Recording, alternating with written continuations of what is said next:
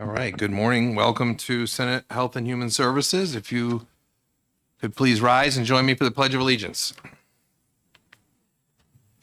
Pledge allegiance to the flag of the United States of America and to the republic for which it stands, one nation, under God, indivisible, with liberty and justice for all.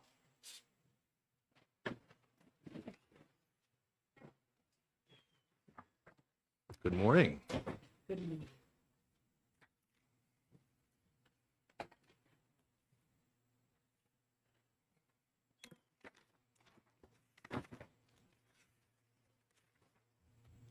So I'm going to open the hearing this morning on House Bill 117 relative to the substitution of biological products. I'm going to ask Representative Leon to introduce her bill.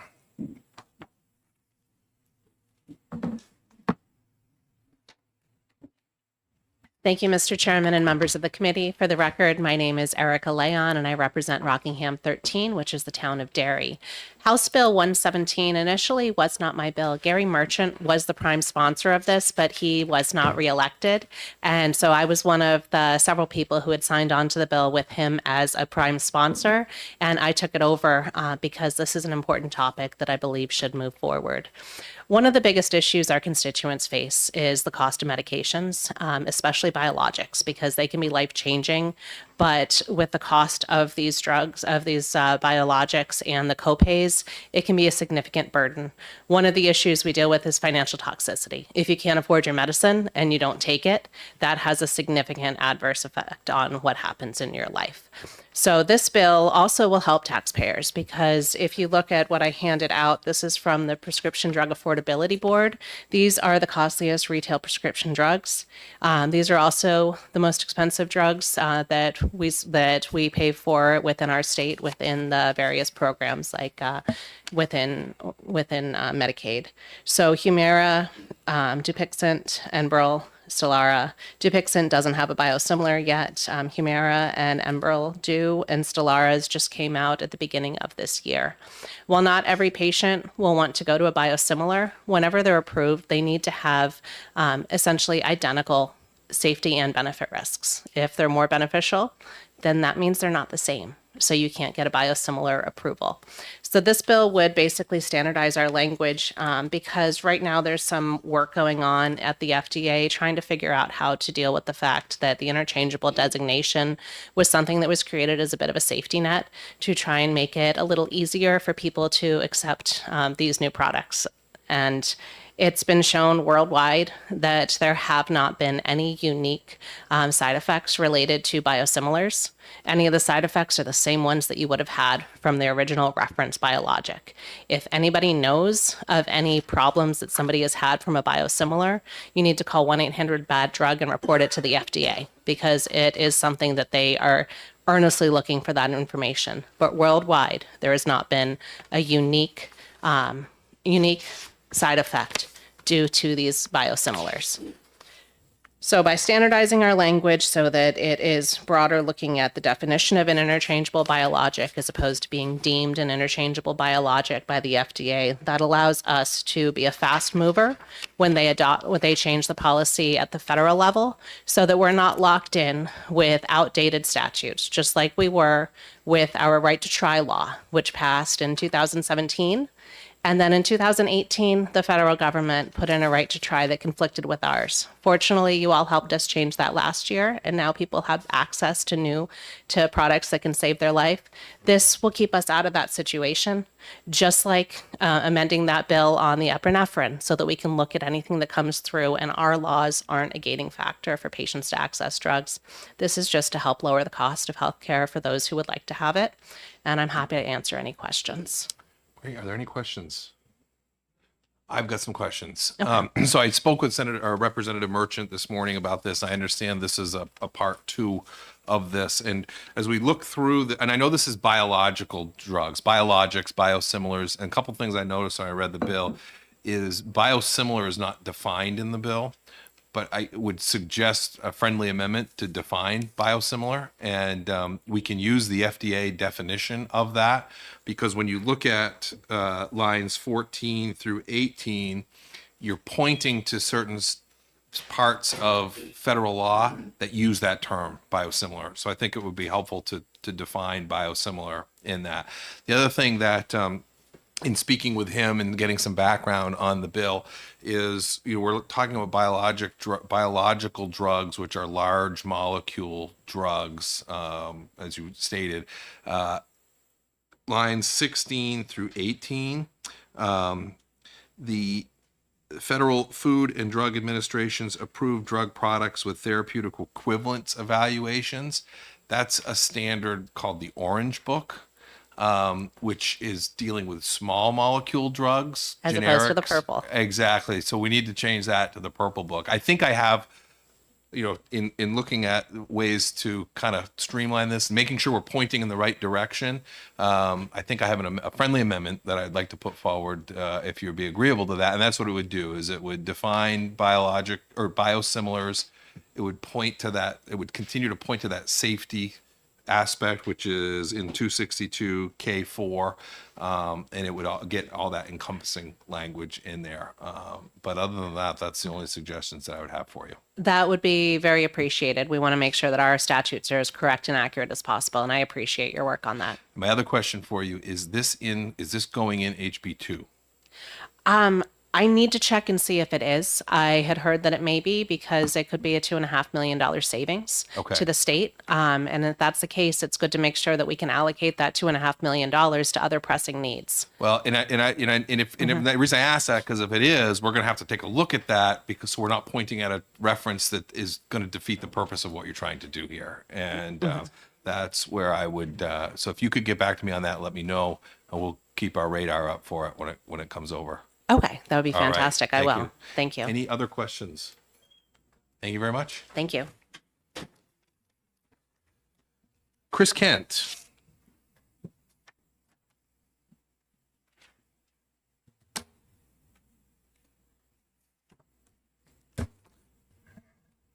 Good morning, Mr. Chairman, members of the HHS committee. Thanks so much for having me here today. It's nice to be in front of you once again today. My name is Chris Kent. As you had mentioned, I work for Amgen as part of our state government affairs team. Just quickly about Amgen. Amgen's a biotechnology company backed by 40 years of experience in research development in manufacturing of innovator and biosimilar biologic medicines. Currently, we have 11 biosimilars in our portfolio, either marketed or in development, and substantial ongoing investments in biosimilar research and development. I agree with a lot of the things that Representative Land just mentioned. We're advocating for effective policies to promote success of the marketplace with biosimilars, so that biosimilars can bring competition and meaningful cost savings to the healthcare system, and that's something that we feel really strongly about. Now, House Bill 117, we feel that this bill is not necessary and doesn't really accomplish anything. First, House Bill 117 is intended to respond to a potential change to federal law that is purely hypothetical at this point. A federal bill known as the Red Tape Elimination Act has been introduced in previous years, and it's been discussed off and on here in Concord over the last two sessions, and for the last few years on the Hill in Congress. The Red Tape Elimination Act would amend federal law to make all biosimilars interchangeable with their reference products by law. In other words, it essentially makes all biosimilars automatically eligible for substitution at the pharmacy counter under state law when a reference product is prescribed. And that's a big difference between last year's version of the bill and this year's version of the bill. This year's version of the bill always goes back to the reference product. And there is data, there is clinical trials, there is a lot of discussion about that within the scientific community. So that's important to mention. And as of this morning, April the 2nd, Utah Senator Mike Lee has not reintroduced the Red Tape Elimination Act yet. I don't know if it will be coming in this 119th Congress or not. But there's no telling whether the bill will be reintroduced, let alone receive sufficient support and become law in 2025 or beyond. So at this point, it hasn't been reintroduced. I also wanted to point out all of the recent changes that are taking place within the Department of Health and Human Services, NIH, and FDA. There's been a lot of change in resources. There's been a reduction in staff, which may even prolong this potentially even further if anything ever does happen. Finally, getting back to House Bill 117, there are many internal inconsistencies and confusing language with the bill as passed by the House. Existing pharmacy substitution statute that this is looking to change. But if the committee would like to move forward with this bill, we would certainly like to work with the committee. We have a few ideas to kind of make some additional clarifications. And Mr. Chairman, you said it perfectly, to streamline the bill without changing the sponsor's intent. So we would certainly be open to working with the committee on this legislation. And also what you had just mentioned about the biosimilar definition, that's something that we could be supportive of as well. Great. Thank you. Are there any questions? Just to clarify, I understand where you're coming from with the federal aspect of this, but even if the federal law were to change, our state law prohibits this. So I think that there's some desire to, and I think with what the sponsor was trying to do is to be a little have some foresight there and see what's coming in the federal and just prep our laws so we can align better with the federal laws. Totally I understand. appreciate that feedback, and if we move forward on this, I'll be happy to reach out and work with you on that. Thank you so much. All right. Thank you. Michael Leon. 2 Leons in one day. What are the odds of that, huh? We're related by marriage. Mr. Chairman, members of the committee, thank you for the ability to testify this morning. I wanted to speak briefly about this bill, in favor of it. Right now, I think there's one word universally, it doesn't matter what political party you belong to, that's a very, very hard word to hear, and that's patient. When you become a patient, especially for diseases that require a biologic drug, you most likely have a very grievous illness that's either going to be with you for the rest of your life or unfortunately potentially be the cause of your demise. I think one of the other biggest, perhaps contentious words, vulnerable people, would be taxpayers. When people realize they're taxpayers, you kind of feel like you have a target on yourself.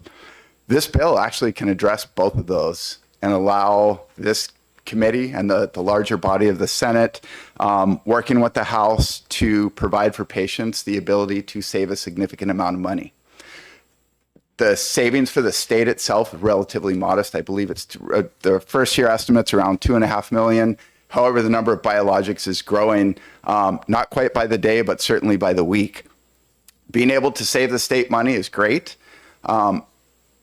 Chat with any of your constituents. The ability to save a couple $100s a month on co-payments is ginormous. That especially for people on fixed incomes, is a significant savings.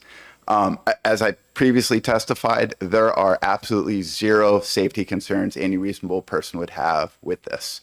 Almost 20 years of experience around the world, not a single instance of a new adverse event with the biosimilar has been reported. And I have called colleagues literally across the globe I'd be happy to chat about. But I am very much in favor of this bill and be happy to take any questions. Great. Thank you. Are there any questions? No questions. Thank you very much Thank for you. coming in. Anyone else that would like to speak on House Bill 117? With that, I'm going to close the hearing.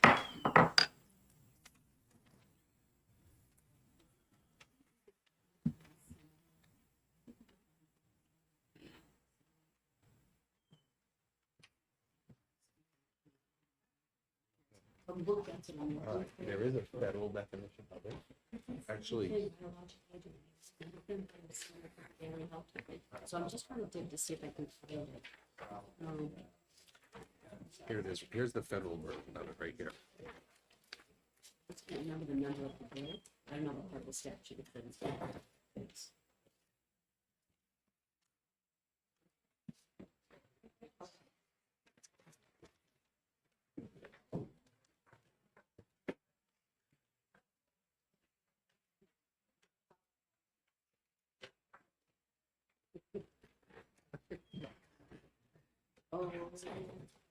We'll wait on that.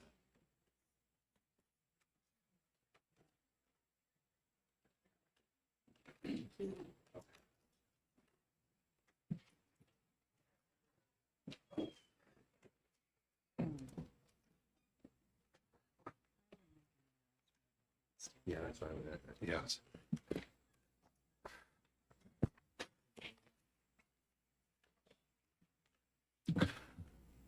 Okay, before we start our next hearing, which will be House Bill 223, we're gonna ask, we can't have people standing in the room.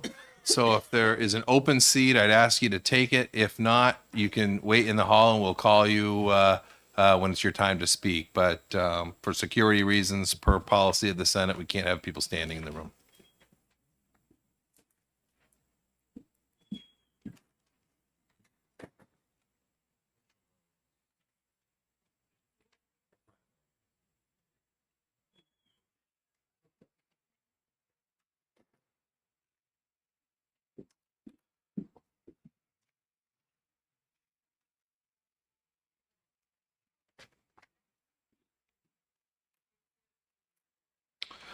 With that, I'm going to open the hearing on House Bill 223 relative to licensing requirements for healthcare facilities that operate within 15 miles of a critical access hospital. I'll ask Representative McLean, there he is, to introduce his bill.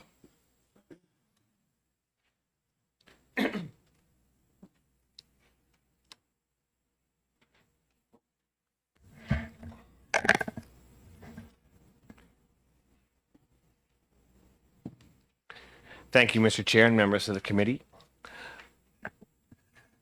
So HB 223 is a bill that attempts to begin the process of opening up the healthcare marketplace in the rural areas of the state to new approaches and providers to try to counter the ongoing trend of declining access in those communities. All around us, we can see ongoing evidence that services in the rural areas of the state are going away without being backfilled. I just have some examples. In October of 2020, both Franklin and Lakes Region Hospital filed for Chapter 11 bankruptcy and had to be absorbed by Concord Hospital in order to stay afloat.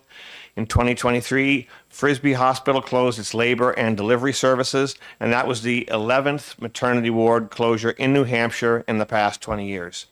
In 2024, Exeter Hospital's proposed cuts to neurology, pediatric dental, advanced life support, and others were only able to be suspended because the Attorney General got involved. On top of all this, New Hampshire as a whole hasn't added a new hospital in 40 years, in spite of the fact that over 450 new residents have been added over that same period of time. Part of the problem is that we have fallen back into a position where we're now relying on the state's critical access hospitals as the almost exclusive provider of non-primary care in the rural areas of the state. And that would be fine, except that these hospitals really are at the breaking point, and the current law throws up heavy barriers to exploring any alternatives. One of the barriers, and the one that this bill seeks to strike down, is the elimination of the 15-mile exclusion zone around critical access hospitals. The bill just gets rid of it. Right now, no healthcare facility can get approval to build a facility in the exclusion zone without first getting the approval of the impacted critical access hospital. So, as you can imagine, that approval is hard to get, and hospitals are very eager to maintain their exclusivity in any given area. And you might think, well, a 15-mile exclusion zone, that's not bad. Why not just build out at 16 miles or 17 miles? But 84% of New Hampshire's land mass is classified as rural. And when you overlay the exclusion zones of each critical access hospital on top of each other, it essentially leaves only the southeastern portion of the state open to unrestricted to healthcare development, and maybe a little piece in the southwest of Cheshire County. And that's why you can have a convenient MD in Manchester or Salem, but not in the state's rural areas. HB 223 obviously solves the problem by eliminating the exclusion zones so that facilities can explore alternatives that might collectively, combined with other initiatives, build towards a sustainable model. Some folks, and you'll probably hear testimony, it's going to say, look, at this can have a real hard impact on the state's critical access hospitals.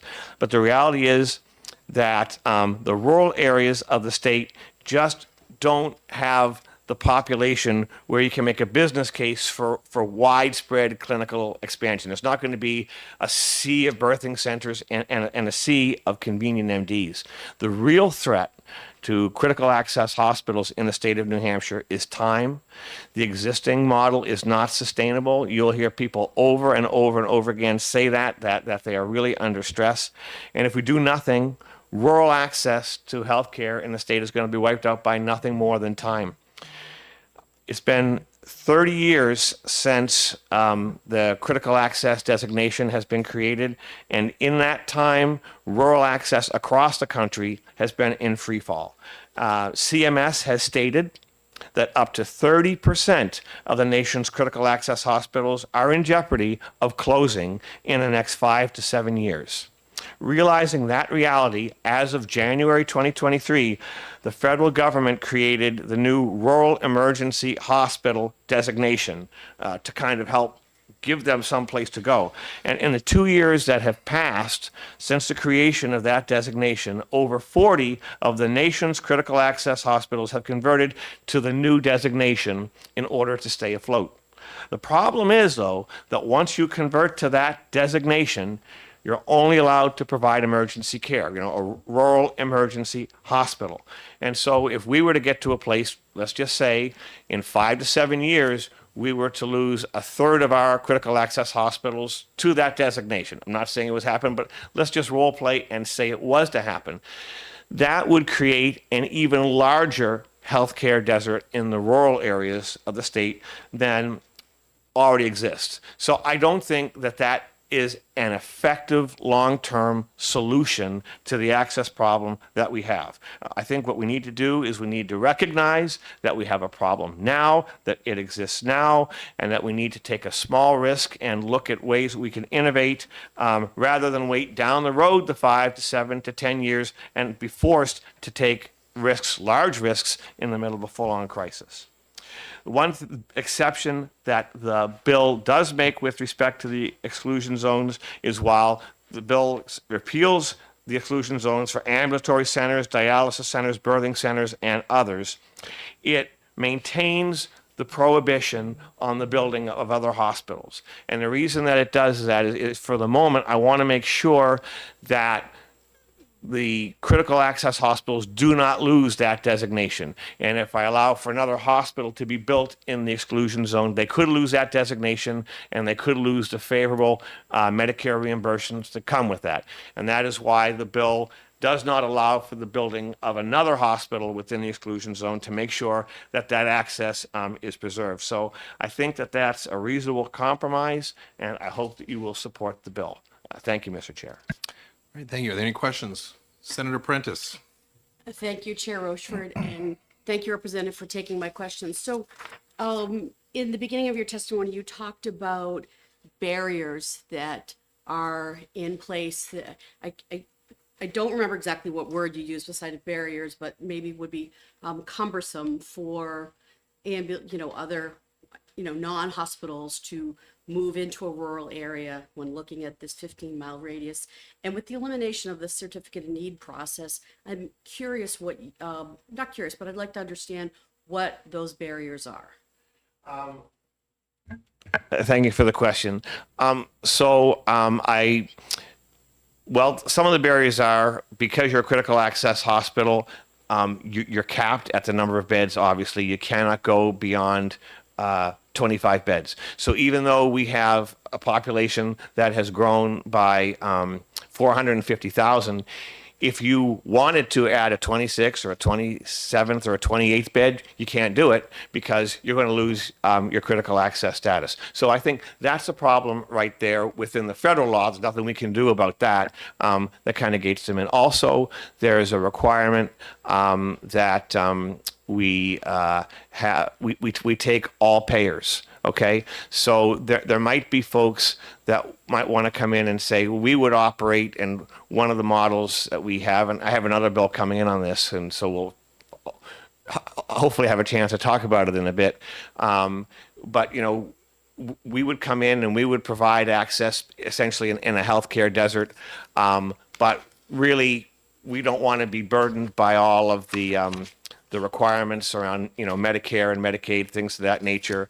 But there is a requirement that people take all payers and things like that. So there is a list, and I don't know all of them off the top of my head, but there may be some folks who are coming behind me that could flush out the answer with a bit more detail. Follow up? Follow up, sure, thank you. Yeah, and I think that would be helpful because I'm aware of the cap on the number of beds, but I'm looking for what the barriers are if you want to come in and under the current law and establish a convenient MD, an ambulance, some type of ambulatory care center, like what those barriers might be. I thought that was what you were referring to. I think, and there are, like I said, some folks behind me that could flesh this out a bit, but I believe the only barrier to bringing in a convenient MD or a birthing center or a dialysis center at this point is the 15-mile exclusion zone. That's the only barrier. As long as they're willing to take Medicaid, Medicare, and all payer, I don't believe that there is any other prohibition other than this. And the exclusion zone, to be clear, is not absolute. They can get buy-in from the impacted critical access hospital. It's just very hard to get because, but I believe this is the only barrier, and there are folks behind me that may be able to add to that. Quick follow-up? Yes, absolutely. Thank you. So, good. I look forward to exploring that a little further, but thank you for being helpful. You had mentioned convenient MD, and so it could be any type of urgent care center outside of, one that's hosted by their local hospital. But are there none in rural areas in the state currently in that 15-mile radius? I am not aware of any, but I'm not aware of any. Okay. I'll hold. All set? Any Thank other you. questions? Got some questions. Is this going in HB2? It was put into HB2, I believe. I don't know if it's going to stay in HB2. They're obviously going through and making that decision now. So I know that I had two bills, 548 and this one, that were originally slated to go in. I know they pulled the other bill, 548, out. I don't know what the final disposition is on this one. Okay. So just to get a little perspective, my district has 6 critical access hospitals in it. 5, but I border a town with 6 critical hospitals. I've heard from every single one of them on this issue, and every single one of them would say the exact opposite what you just told us, that this would not be good for critical access hospitals, that, as you say, it was the critical access hospitals at a breaking point. They said in many cases this would push them over the edge. How would you contend with that? I would say this. Yes, and obviously, you're probably going to hear a gentleman from the Hospital Association who is going to say the exact same thing of what the folks in the critical access hospital said to you. What I would say is this. CMS has identified that these hospitals are at a breaking point. And the fact, if they're concerned about 3 or 4 convenient MDs coming in and that's going to break the whole system, or if a birthing center is going to come in and that's going to break the whole system, that to me, Mr. Chair, is an indication of how fragile the system is. If it's that vulnerable, that is an indication of how fragile the system is. And as I said, the federal solution seems to be to allow these critical access hospitals to convert to a rural emergency hospital. And I just want you to think for yourself, 5 to 7 years from now, if those 5 to 6 hospitals, if half of them were to convert from critical access hospitals to rural emergency hospitals, what would that do for coverage in your district? And by that time, the crisis is here. So I'm not saying, Mr. Chair, that there isn't risk, okay? But you ladies and gentlemen are here as leaders, obviously, for a reason. And at some point, you have to assess that risk, and you have to look at the very real reality that CMS has acknowledged that this is not a sustainable model. And what are you ultimately going to replace it with? And I think there's going to have to be something of a patchwork where critical access hospitals are not filling all the gap. And this, Mr. Chair, just allows some of the exploration to begin. And like I said, if this breaks the bank, then the bank is ready to be broken, in my opinion.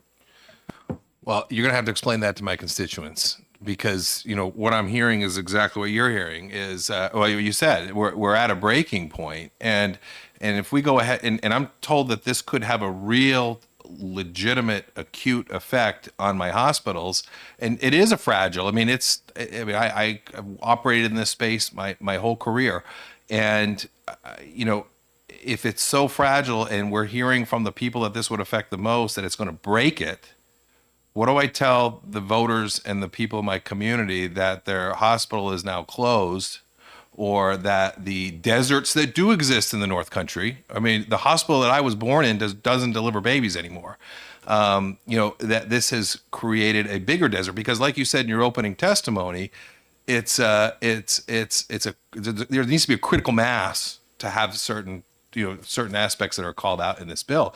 And quite frankly, if Lancaster doesn't have enough critical mass to deliver babies, and we lose Berlin, I mean, I don't think there's enough critical mass to do anything. So what do I tell my constituents if we go ahead with this and now 3 out of the 6 hospitals up there close?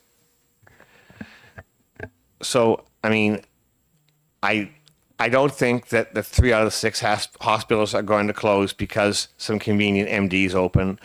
But I will say this, in time, if we do nothing, Mr. Chair, they will close. And you will be having that conversation with your constituents, except you'll be having that conversation with your constituents in 5 to 7 years, maybe not this year, but in 5 to 7 years, and nothing will have been done to fill up some of those gaps in advance. But it is my belief, based on what I'm reading out of CMS and based on what I'm hearing from people in critical access hospitals, that this is not a sustainable model, and you have the conversations now or you have the conversations later. At least by having the conversations now, we're having an opportunity to explore other avenues of access in the rural areas of the state. You talk about closing of birthing centers. 11 birthing centers have closed. The idea that we cannot go into any of these communities where 11 birthing centers have closed and we can't open one birthing center, and that is going to wipe out everything.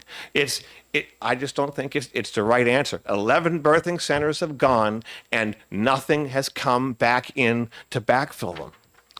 And to say we're just not going to allow it. I think 5 to 7 years you're going to be having those difficult conversations, Mr. Chair. I just think it's inevitable, and it's hard. All right, my last question, I'll let you go. And thank you very much for answering this.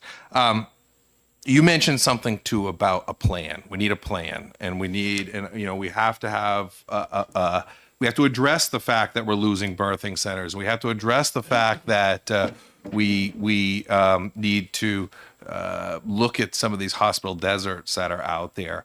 Do you think it would make sense for the state as a whole, HHS, bring in stakeholders, critical access hospitals, PPS hospitals, federally qualified health centers, payers, to really kind of develop a master plan as we go forward, so we're not doing these one-offs every other year to think we got a solution, and we bring everyone together, put together that master plan may be bad news for some people, but it may be good news for others. But at the end of the day, do you think it would make sense for us as a state to move forward and implement something like that? I mean, I don't think there's any harm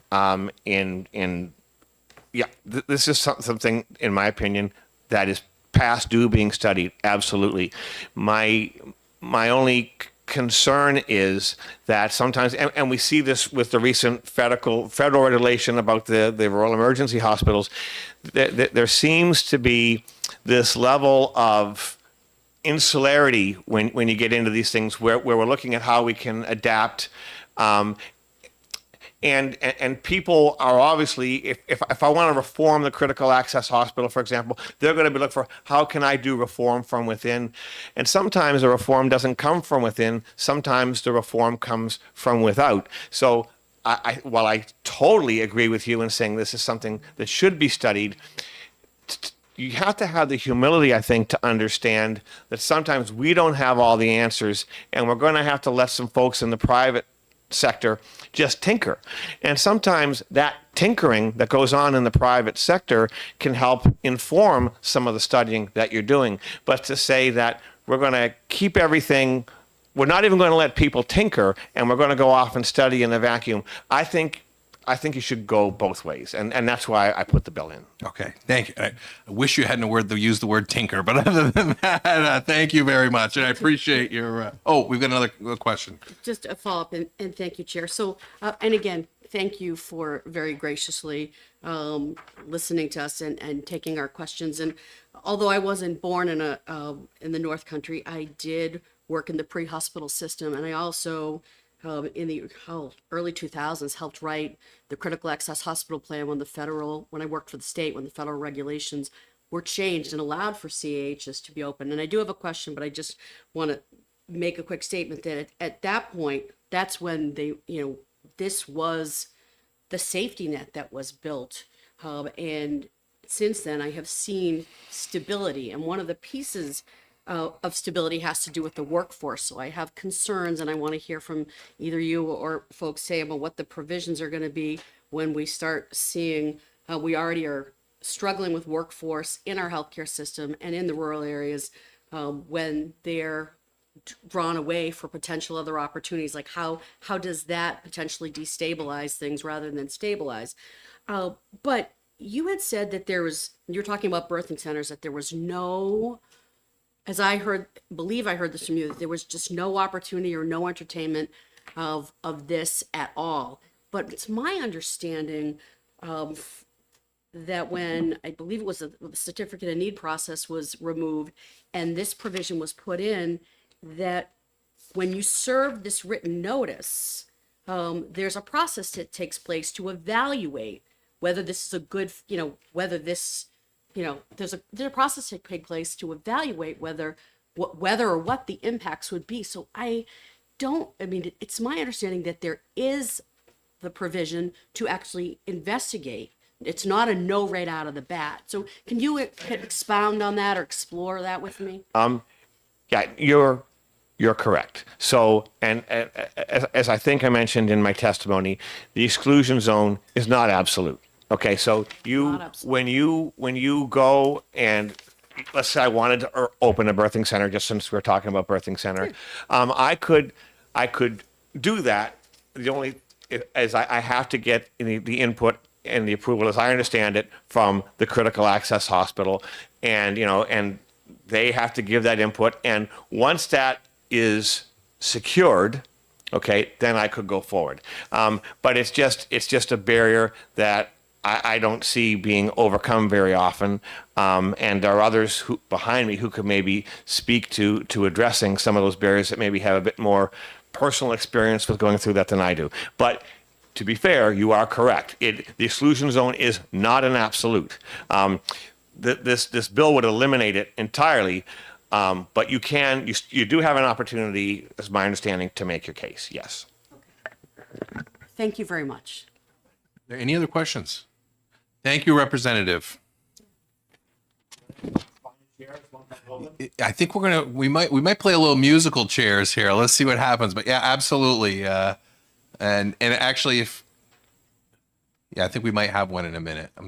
Usually there's one over there too. We'll find one for you. Honorable Jerry Knirk. Oh, I guess we're not going to play musical chairs.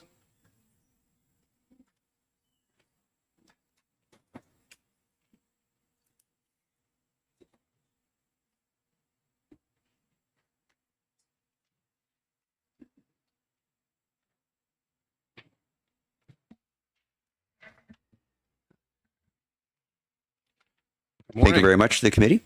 And for the record, my name is Jerry Knirk. I'm a retired physician and also retired state rep.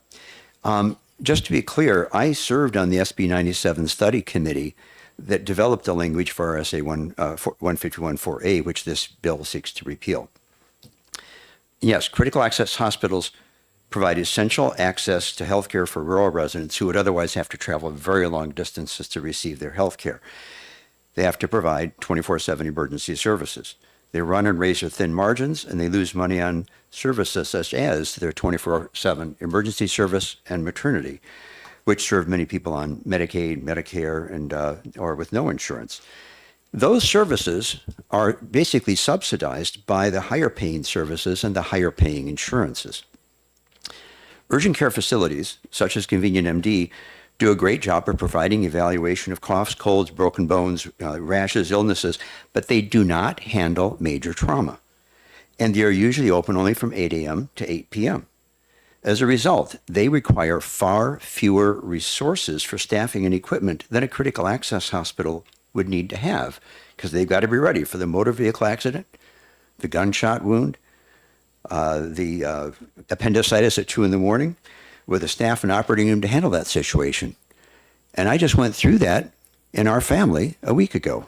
Our daughter-in-law, who was 3 months pregnant, lives in Tamworth, suddenly woke and had known ovarian cyst, suddenly woke up with severe pain, had a torsion of the cyst, had to go to Memorial Hospital, a critical access hospital, where she had emergency surgery within a couple of hours at 8 a.m.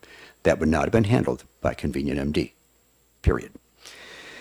The establishment of a nearby facility providing only the relatively simple and basic services between 8 a.m. and 8 p.m., but not providing the high-intensity, costly 24-hour-a-day services of trauma care or complicated obstetrical care, or providing only if this other facility only provided high reimbursement services, that will skim off the patients with good reimbursement from the critical access hospital. That'll change the payer mix of the critical access hospital. So when outside facilities cherry pick the well-paying uncomplicated patients, there's a significant negative economic impact on the critical access hospital. Those losses have already, as Representative McLean already pointed out, will lead to cuts in services. But the cuts in services aren't because it's a bad system. It's because we're already seeing the effect of the difficult reimbursement, particularly with Medicaid, which covers the majority of the births, and these hospitals have to close.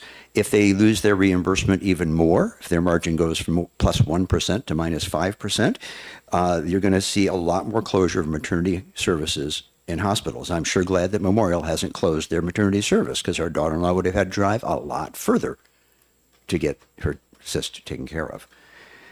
And the master plan that you alluded to, that is precisely what we need, because these critical access hospitals aren't in trouble because of the fact that there's this limitation of where you can be. They're in trouble because of, again, poor reimbursement from Medicaid, which is being cut further in the budget, and the difference in the payer mix that we see, particularly in rural areas. Again, you're quite used to this, and you know that story well. There is still room. For example, I live more than 15 miles from any critical access hospital. It's about 22 miles, I think, to Memorial Hospital for me.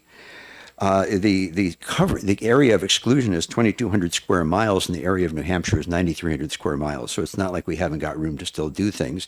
And as was stated, these are not absolute. There is a process. So if the hospital is no longer providing maternity services, if somebody wants to open up a birthing center, the hospital will probably not object. And even if they did, they would be found to have no material adverse impact on the study, because how could it impact them if they're not providing that service anyway? So this bill will only increase the risk of closure of critical access hospitals or cessation of important services. So there's a long history, and if you flip to the second side of my testimony, I give some of that long history on it. But when Certificate of Need was repealed, then SB 481 was passed, but a lot of things were not well defined. So Senator Bradley filed SB 97 in 2018 to clarify the process, and that bill was amended to a study committee. And I served on SB 97 study committee chaired by Senator Bradley, the master of compromise, as you all know. In 2019, we had multiple meetings. We heard from all the stakeholders, including hospitals and urgent care centers, such as Convenient MD. And compromise wording was developed with all of those stakeholders involved. That resulted in Senator Bradley's Bill 519 in 2020, but with COVID and the disruption of that, it ended up being folded into an omnibus bill of HB 1639, ultimately becoming RSA 151-4A in 2020. So yes, it requires that if you're going to put in any of these things that are listed in that statute within 15 miles, you have to notify the hospital. If they object, there is an expert study which looks at the question of what the impact will be. If the expert report determines that the proposed healthcare facility will have a material adverse impact, meaning that more likely than not, the critical access hospital will not be able to continue to provide the services the way they need to, then that proposed healthcare facility would not be licensed. So yes, it's not absolute at all.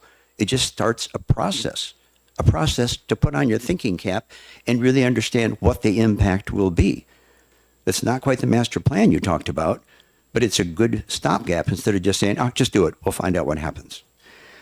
So the bottom line is that this bill seeks to remove from this process all health care services, except if you want to establish a hospital. That is really unlikely. You already have a hospital that may not be able to fill its beds. No one's going to build a hospital within 15 miles of it. So that exclusion is irrelevant.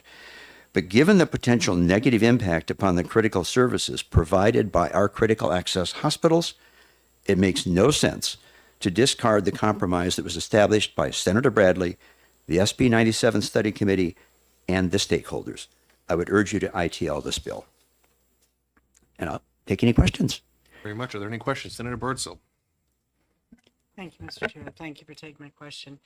So who determines whether or not, let's say a birthing facility applies to build a facility near critical access, who determines whether or not that facility can be built? Well, what happens is they have to give notification to the critical access hospital if they're within the 15-mile radius. The critical access hospital, if they feel it's not going to make any difference, may not object. If they do object, then a expert report needs to be generated, and that expert report will then determine whether there will or will not be a material adverse impact upon the critical access hospital. If there is, the license is not granted. If they find that there will not be a significant impact upon the hospital, the license can be granted. Who do they follow up? Yeah. Who do they appeal to? The birthing center? I do not recall. You'd have to look at the statute. I don't have it with me in front of me right now. I could dig it up, but it'll take too much time. The statute would talk about what kind of appeal process there might be. I do not know that answer. Thank you. The department probably could answer that question, or I could answer it if I dig it up, or it looks like you're working on it already. Thank That's it. you. I'm done. Senator Prentice, did you have a question? Actually, I think that Senator Birdsell already got it, so. All right.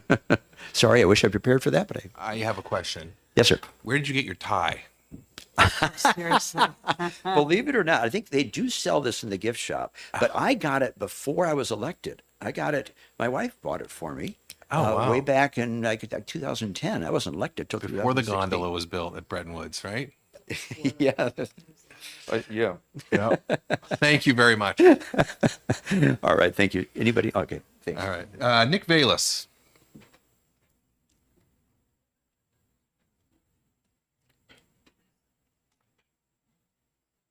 Good morning. Good morning. Thank you for having me. And for the record, my name is Nick Valis, currently CEO of Bedford Ambulatory Surgical Center.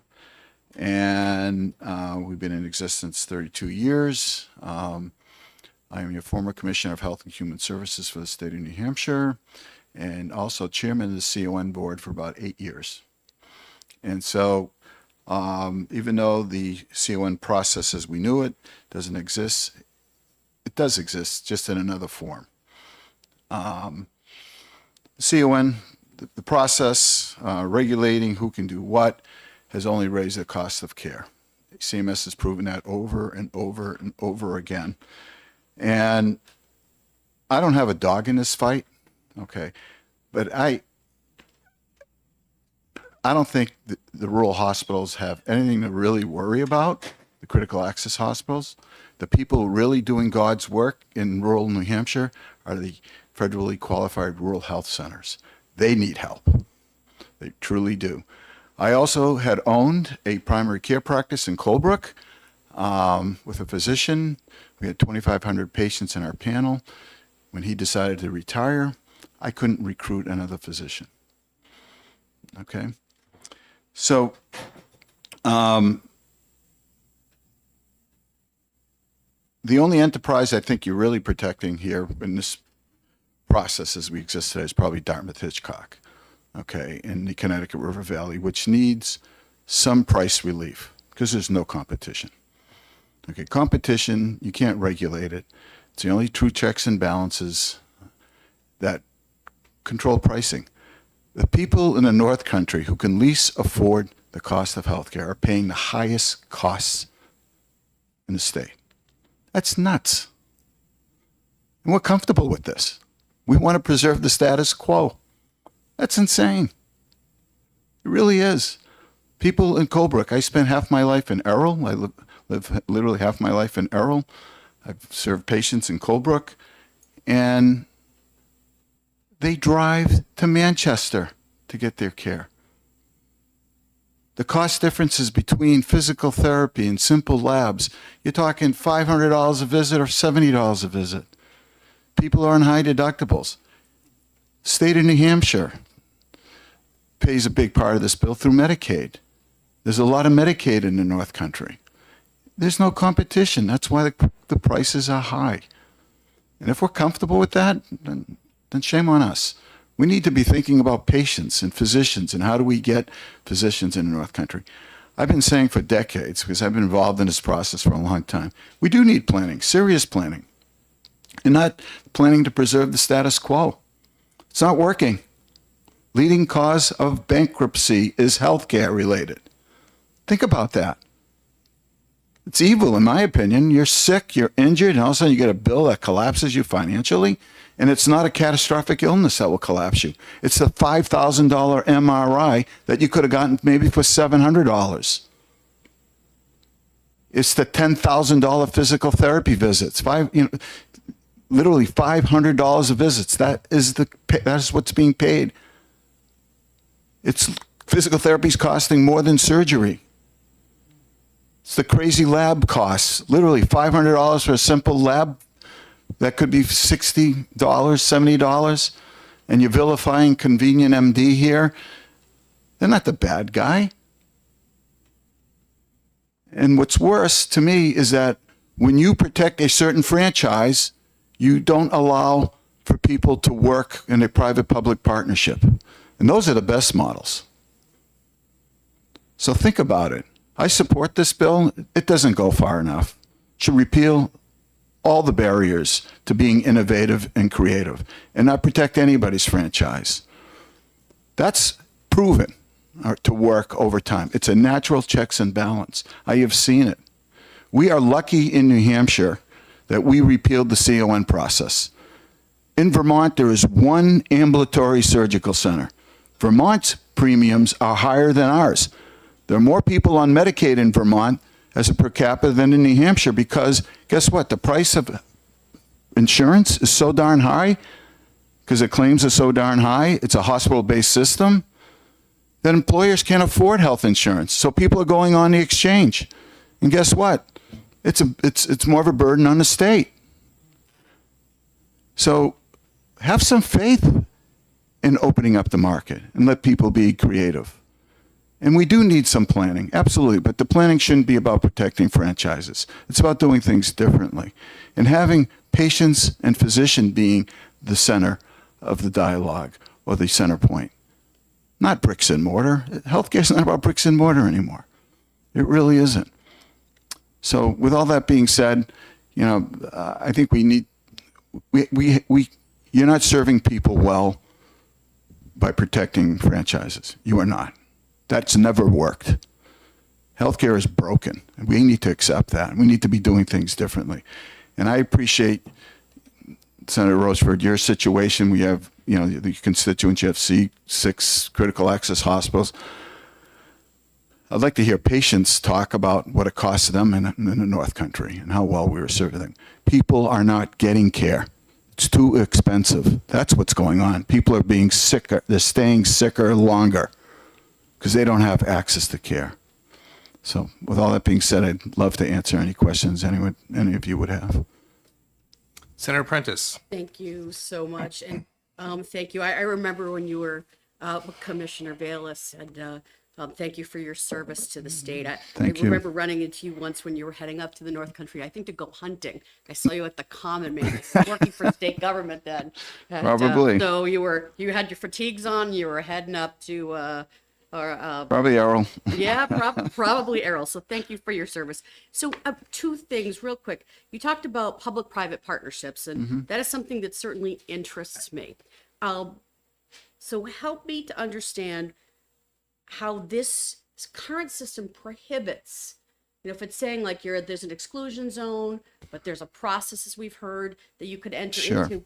Would that and we know now You it's need not absolute, but could yeah. under the current statute, could these partnerships be entered into? No, no, because like the CON, you needed Mother May I. And so if you had to prove there was a need.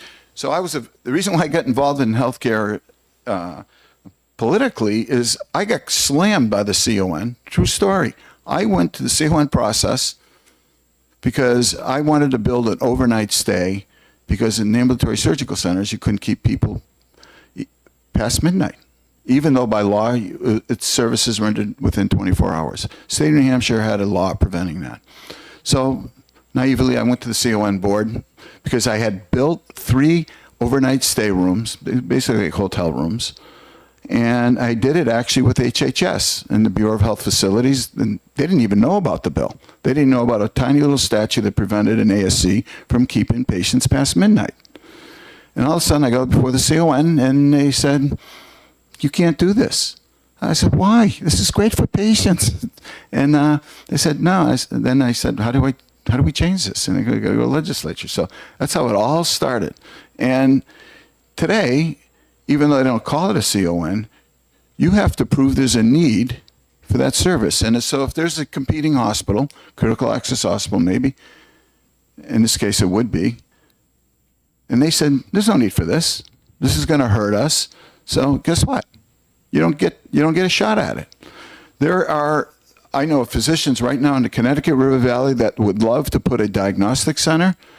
That would be a fraction of the price that's going on right now. But they're afraid to do it because they got to go through the process, and they know they're going to get shut down.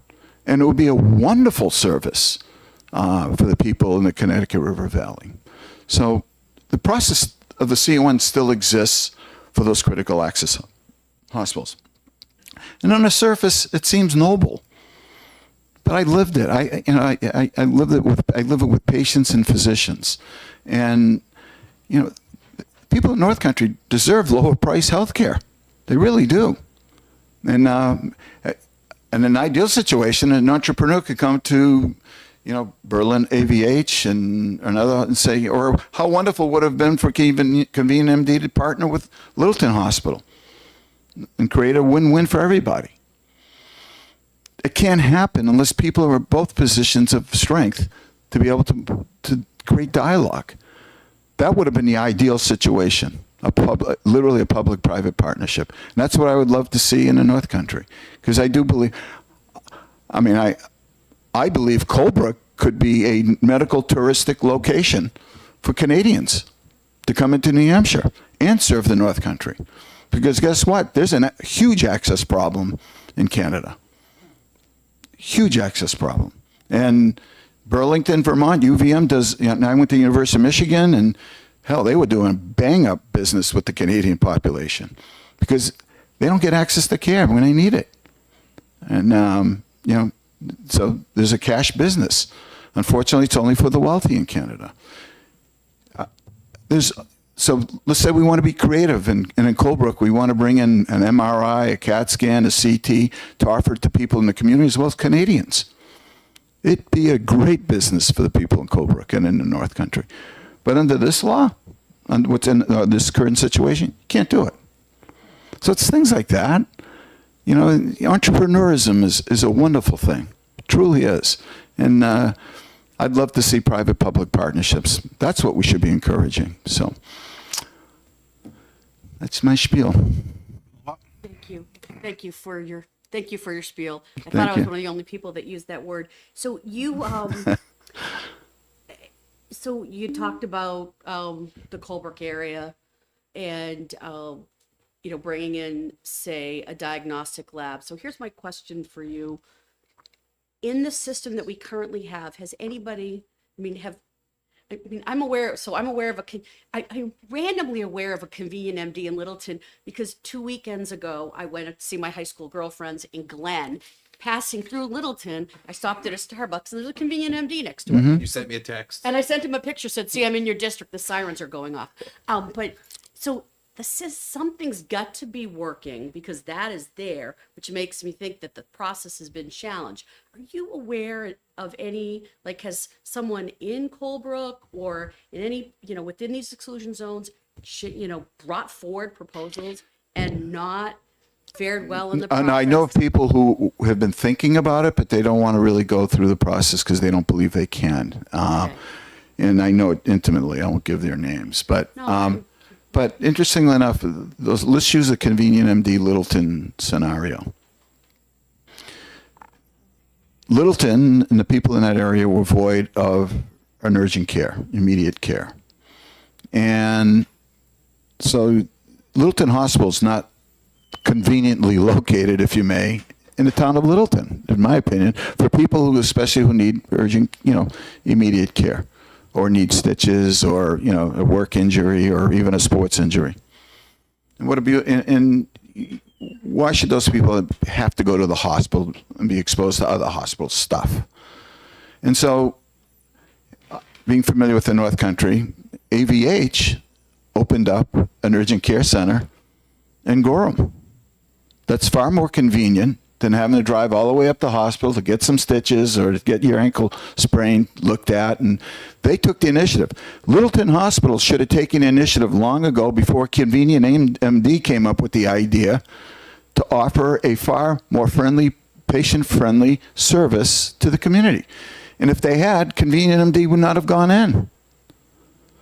All right, but they're entrepreneurial and they run a good ship, and they offer a great service at a far, far, far lower price point. You're talking 5x on many occasions. And that's basically a product of the 3 fee schedules that Medicare puts out every year that creates chaos for all of us. So then Convenient MD is not the bad person here or the bad entity. They offer a great service to many people. I wish those services could be offered, those similar patient experience and prices could be offered to people in North Country. Getting an MRI in the North Country will bankrupt you.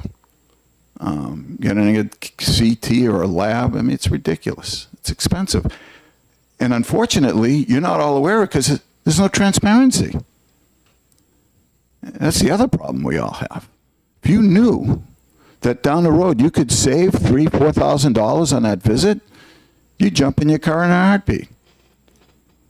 So, I'm not Pollyannish. I really believe public-private partnerships do work.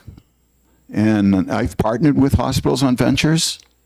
Okay. And, but you got to be in a position of strength to be able to negotiate. So, Did you No, I'm follow up? good. Thank Senator you very Bertzel? much. thank you. Thank you. Thank you for taking my question. I know when you're talking Southern New Hampshire, I know they're not critical access hospitals, but thinking about one of my towns of Derry, they have Which town? Derry. Derry, yes. They have Parkland Hospital, you have a Convenient MD, you have ambulatory surgical center. I'm listening to the critical care hospitals worrying about whether or not they're going to get the high cost patients in. That would be the same situation in Derry, where they have a convenient MD, I think, in Windham, which is within 15 miles. So why wouldn't that be an issue? Yeah, great question. If you look at your environment, and I'm very familiar with it, you have Parkland Medical Center, which has an emergency room, right? You have just over the highway a Convenient MD. You also have two surgical centers in Derry outside of the hospital, right? And just down the road, On exit 2, there's another ambulatory surgical center and imaging center. Okay. You also have Dairy Imaging.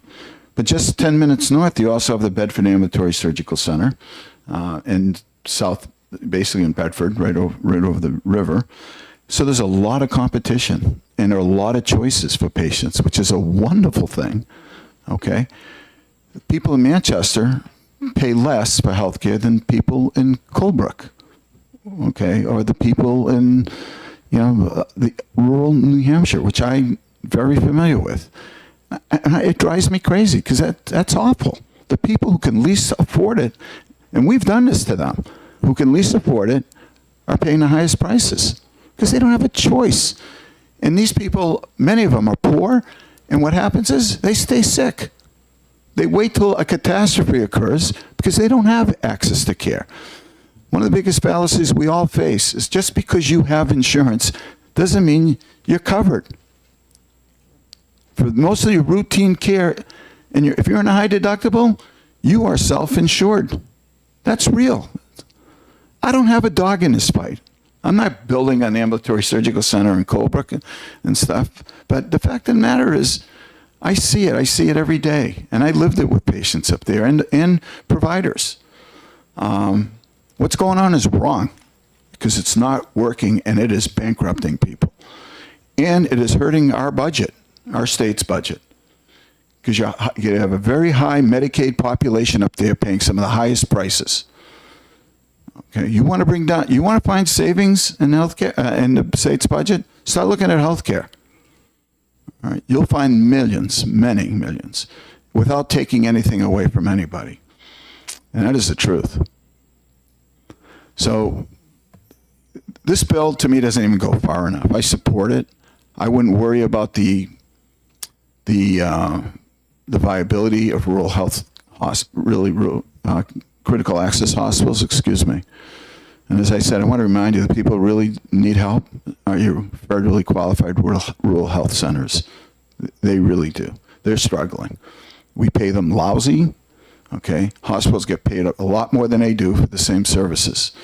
And they're the ones, Mid-State Medical, Coos County Family Health, those are the people doing God's work. They're the ones keeping healthcare accessible.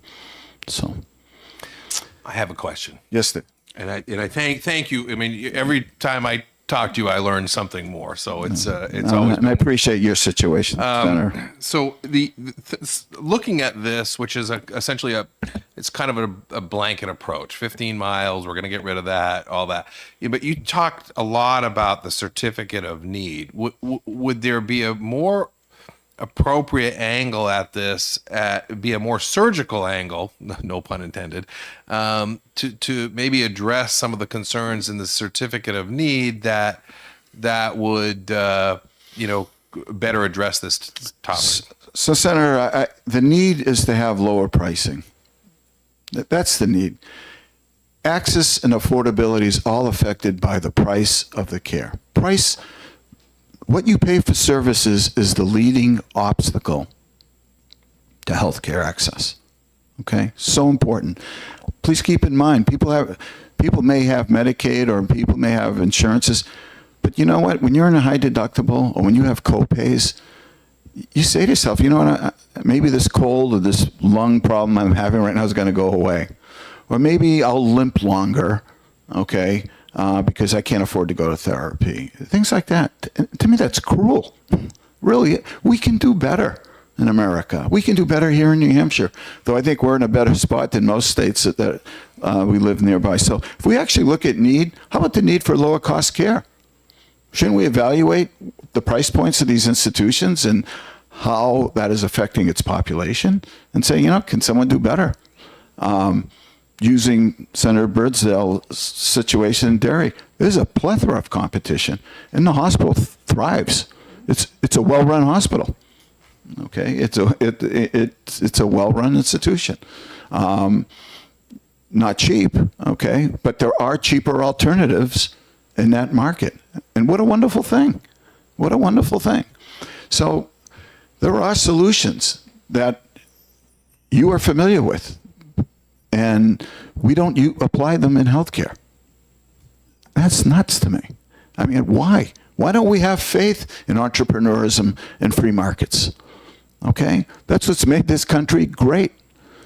And if you saw, or if you were truly aware of the price differences between providers, it would blow your mind. I saw it as a commissioner of Health and Human Services, how even through on Medicaid, we would pay the wealthier hospitals a lot more than the poorer hospitals.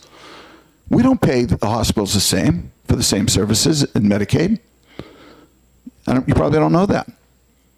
You actually will pay one hospital two, 3 times more than another. You do this with mental health as well. All right? The system is designed on a cost-plus basis. So the higher your costs, the higher your reimbursement. That's nuts. No one's looking for efficiencies. So we can go on forever. Anyways, but there are solutions that you feel that. And again, Senator, I appreciate your situation because you got constituents, but have faith in something that's familiar with you. And we have to make healthcare more accessible, meaning bring down the price in the North Country. They need it. They need price relief more than anybody. So thank you. Well, thank you very much. Ben and Corinne, I assume you're coming as a team here, so.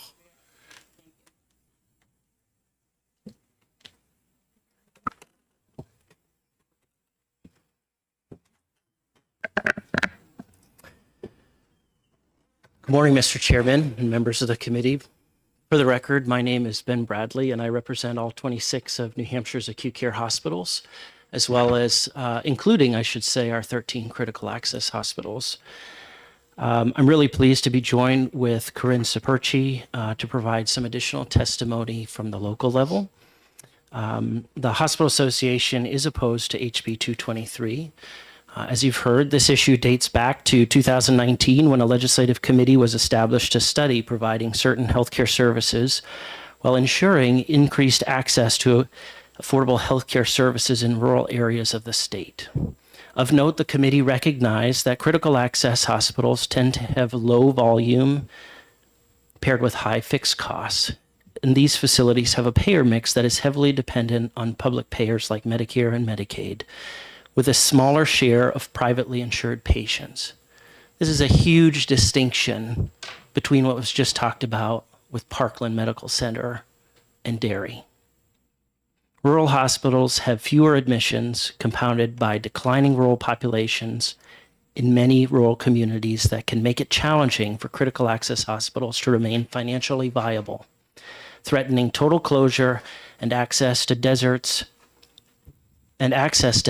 for essential services such as maternity and emergency services, otherwise only available only an hour away. This is not hyperbole. Unfortunately, just this week, Waldo County, Maine became the first county in that state to be without a maternity unit. Welcome to the club. Think of the ownership you'll carry if this bill passes with your support and a maternity unit closes in New Hampshire because of it. The 2019 Bipartisan Study Committee recommended legislation, which is what became law in 2020. We oppose HB 2023 as it breaks faith in the negotiated statute from 2020, which we maintain is an important and reasonable expectation for new entrants seeking to provide services within 15 miles of a critical access hospital. My testimony goes further into the process and how it works. I think Representative Knurk covered that pretty well. I'm happy to answer any questions on that front. The Department of Health and Human Services may be able to provide information on the number of new facilities that have gone through the notification process and the outcome of those determinations. My understanding is that no application has been denied to date. We continue to believe this is an important process that ensures critical access hospitals remain financially viable and able to maintain vital services in their communities. As it is now, acute care hospitals in New Hampshire are running a negative 0.4 operating margin, including several critical access hospitals with negative operating margins. This is not sustainable in the existing regulatory environment, let alone if you were to pass HB 223. For these reasons, we don't support the bill and recommend the committee inexpedient to legislate. Happy to answer any questions. After Corinne provides her testimony, I'd love to address a couple of other things that were brought up. Sure. Thank you. Any questions for Ben? Senator Prentice? Yes, thank you, Chair Rocheford. And Ben, thank you for taking my question. So Jerry Knurk had started talking about this because he was involved in what sounds like, it sounds like what it was in putting the system that's in place now for a review. If you want to go into that exclusion zone, you provide notice, and then I've heard reference to a review that takes place. I think the review is obviously looking, well, what I think it is looking at an impact. But there has to be a cost to the review. So, and I don't know who does these. Could you tell me what kind of organizations do the review and who bears the cost when these get done? Yes. So it's a third-party independent review done, contracted by the Department of Health and Human Services. And the cost is split between the critical access hospital and the new entrant. So despite the critical access hospital not being the one initiating the application, they've agreed to pay for half of the review. Okay. And I'd also just say I wouldn't consider it an exclusionary zone. I think that's rather harsh. I mean, this is to ensure that the state understands the impact on critical access hospitals, an important community asset, and what the impact would be on a new facility licensed in that area. Yeah, follow up? Yes. I agree. Exclusionary zone, I'm thinking about zoning and housing. So it's, they've moved put the two together when it should not, we'll use radius for the purposes of this. So third party review, the cost is split between those that are requesting and the critical access hospital. So I know I'm the one that brought up Convenient MD, and I'm in no way trying to vilify them, but I did. Again, I was driving through Littleton going, and I got my coffee, and there was a Convenient MD. So, and I asked, I think it was either Representative McLean or Jerry Knurk about current, does anybody, like, well, here's the question, like, obviously that worked. There must have been notification, a decision was made. And I see people behind shaking their head, but Convenient MD exists in Littleton. So can someone, how many of these processes have taken place? Because I haven't heard that this has failed anybody yet. So I think that the department may be able to fill you in because they're the ones who are notified when a request is made.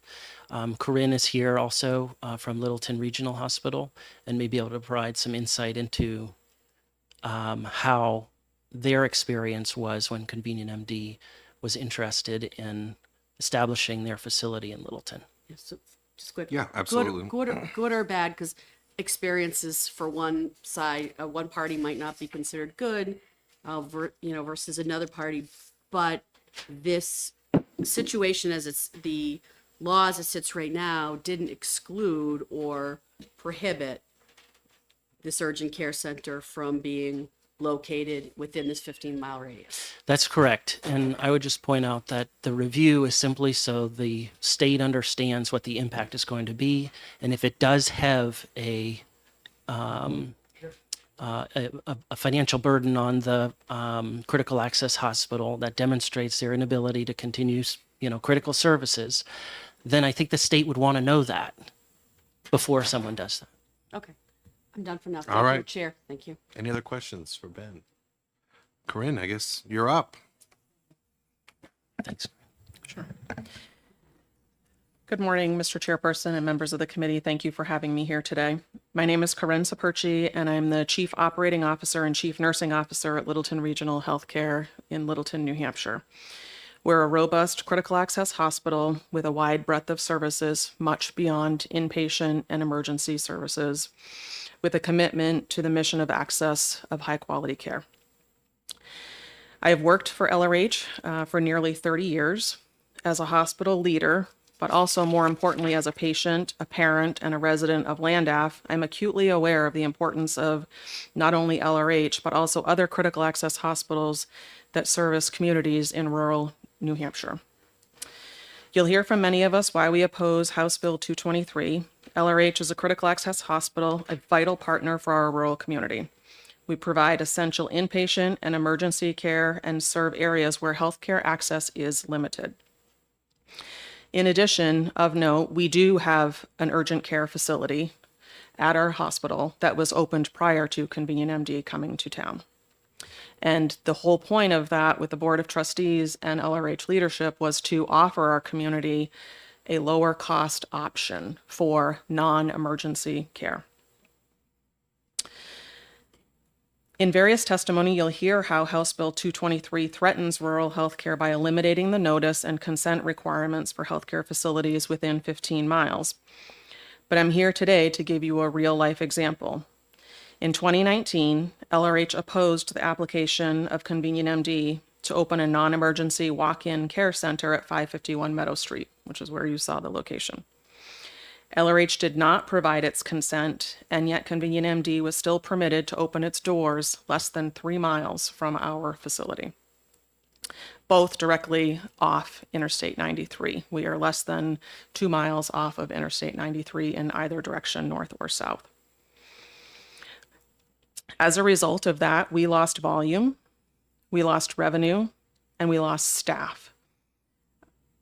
Workforce within healthcare is a challenge across the country. It is even more of a challenge when you are fighting for limited resources in a rural environment. More importantly, the most detrimental effect was not to our bottom line, but it was the disruption to our community's continuity of care. Fragmenting the healthcare system by allowing unregulated competitors lowers the quality of care. They're not held to the same regulatory standards that critical access hospitals are, thereby allowing them to operate more cost effectively, but they don't provide the comprehensive care that critical access hospitals do. They absolutely serve a purpose for quick episodic care, but they don't provide that comprehensive care that our communities need. These one-time events disrupt the continuity of care for these patients. When they then come to us, we don't have access to their medical records, imaging, or history of what occurred during those visits. We have tried to build a partnership with Convenient MD to be able to share medical records and imaging. They're willing if we foot the cost 100% for the infrastructure to be able to do that. So currently there is no public-private partnership, although we're willing, but we can't afford to bear the entire cost of that. When they do come to us, it creates challenges because our providers don't know what was done for imaging, labs, and often that necessitates duplication, which ultimately just leads to waste and increased cost by repeating those services. In our opposition in 2019, we anticipated the lack of volume as well as staffing challenges that would support the success of another healthcare facility so close to LRH. And we've seen that. There's not a week that goes by that because they have staffing challenges, they close. And they actually hand out laminated cards on their front door directing their patients to us. We don't have that luxury. We're a 24/7 operation. Our urgent care facility is open 7 days a week. It's closed 2 days, Thanksgiving and Christmas. Oftentimes, in order to support that mission, it's a higher cost to be able to have workforce, equipment, services remain open for our community. LRH, like other critical access hospitals, need your support. We operate in an already challenging financial environment with thin margins and staffing challenges that are not estimated to decrease over the next 2, 5, 10, 15, or 20 years. House Bill 223 undermines years of good faith negotiation and protections for rural hospitals, which are essential. We are providing comprehensive, wide array of services for our patients. I can only cover so much in the few short minutes that I have with you today. I invite you to ask questions and speak with me or others from critical access hospitals throughout our state to help us preserve the stability and quality of healthcare within New Hampshire's rural areas. Thank you for your time and consideration. Thank you very much. Are there any questions from the committee? Senator Birdsall. Thank you. Thanks for taking my question. So I know you said you had trouble getting the records from Convenient MD. Aren't patients eligible to get their own records for free? I am not aware that they have any sort of a portal so that the patient can get it. They can get them for free, but part of the problem is there are scenarios where you went to Convenient MD last evening for whatever the ailment was, you had services, you're not better, you go back today, they're closed, they then come to us, and we don't have access to that information. Thank you.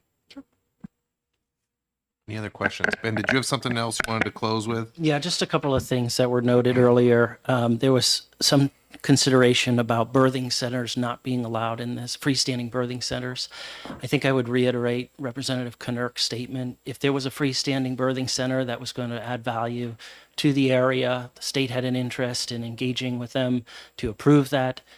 I don't think there would be an objection, given that there may be a need in the community. The second thing is, there was some suggestion that this process is a certificate of need process. It is very distinctly not. It has nothing to do with evaluating the need in a community. It has everything to do with understanding the impact that a new entrant is going to have on a critical access hospital. Nothing to do with need. The third is there was a suggestion that this bill protects franchises.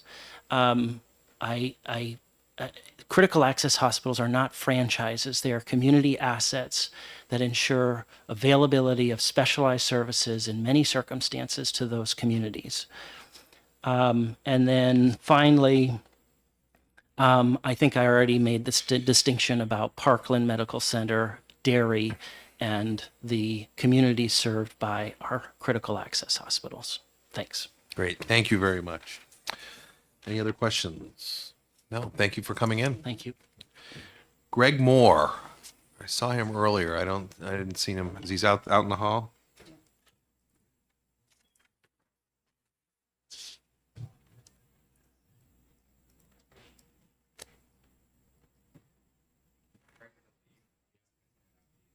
Oh, he had to. Okay.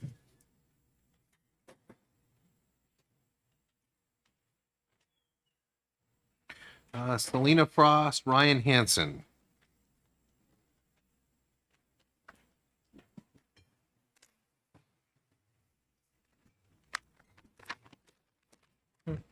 Sure. Thank you, Chair. Thank you, Committee, for having us today. My name is Ryan Hansen. I'm Senior Vice President, Convenient MD. I've worked for Convenient MD for over a decade. Before Selena gets into the testimony pieces, I did just wanted to speak to the critical access process, which we have been through previously. Specific to Littleton and Belmont, which were the two that sites that opened in 2019, we actually attempted to work very closely with Littleton Hospital and the hospital system in Belmont to open locations in those critical access territories. To no avail. They challenged the process and ultimately stood firm on not allowing us to enter those sites. I think it's important just to understand the sequencing of the bill in itself. On the real estate side, it's very challenging. And this is why you're not going to see a lot of people move down the path of this process, because where it would be great to try to establish the relationship with the hospital on day one, go down the path of trying to work an agreement to circumvent the critical access pieces. The reality is you still have to have real estate, right? You still have to build the building. There's a lot of sequencing that has to be done that can't happen before you actually do the critical access piece. And there's a lot of risk in the critical access piece. First of being is you do have to submit to that critical access hospital once you have a site picked in the state and a lease signed.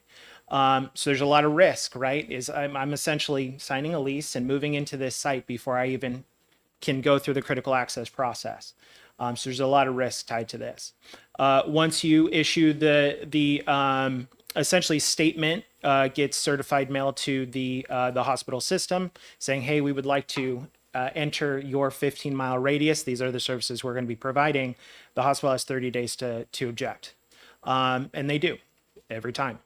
The first thing is the DHHS asks for you to self-mediate. So there's a process and a time that requires you to self-mediate, essentially sitting down with the hospital. That's a very, very challenging process because if they're objecting, they don't want to sit down and talk about it. And this process, unfortunately, creates a huge divide between the hospital systems and private practices to work together seamlessly. Once the objection occurs, once self-mediation doesn't work itself out, the DHHS then undergoes a process of finding a third party out-of-state entity to conduct an evaluation.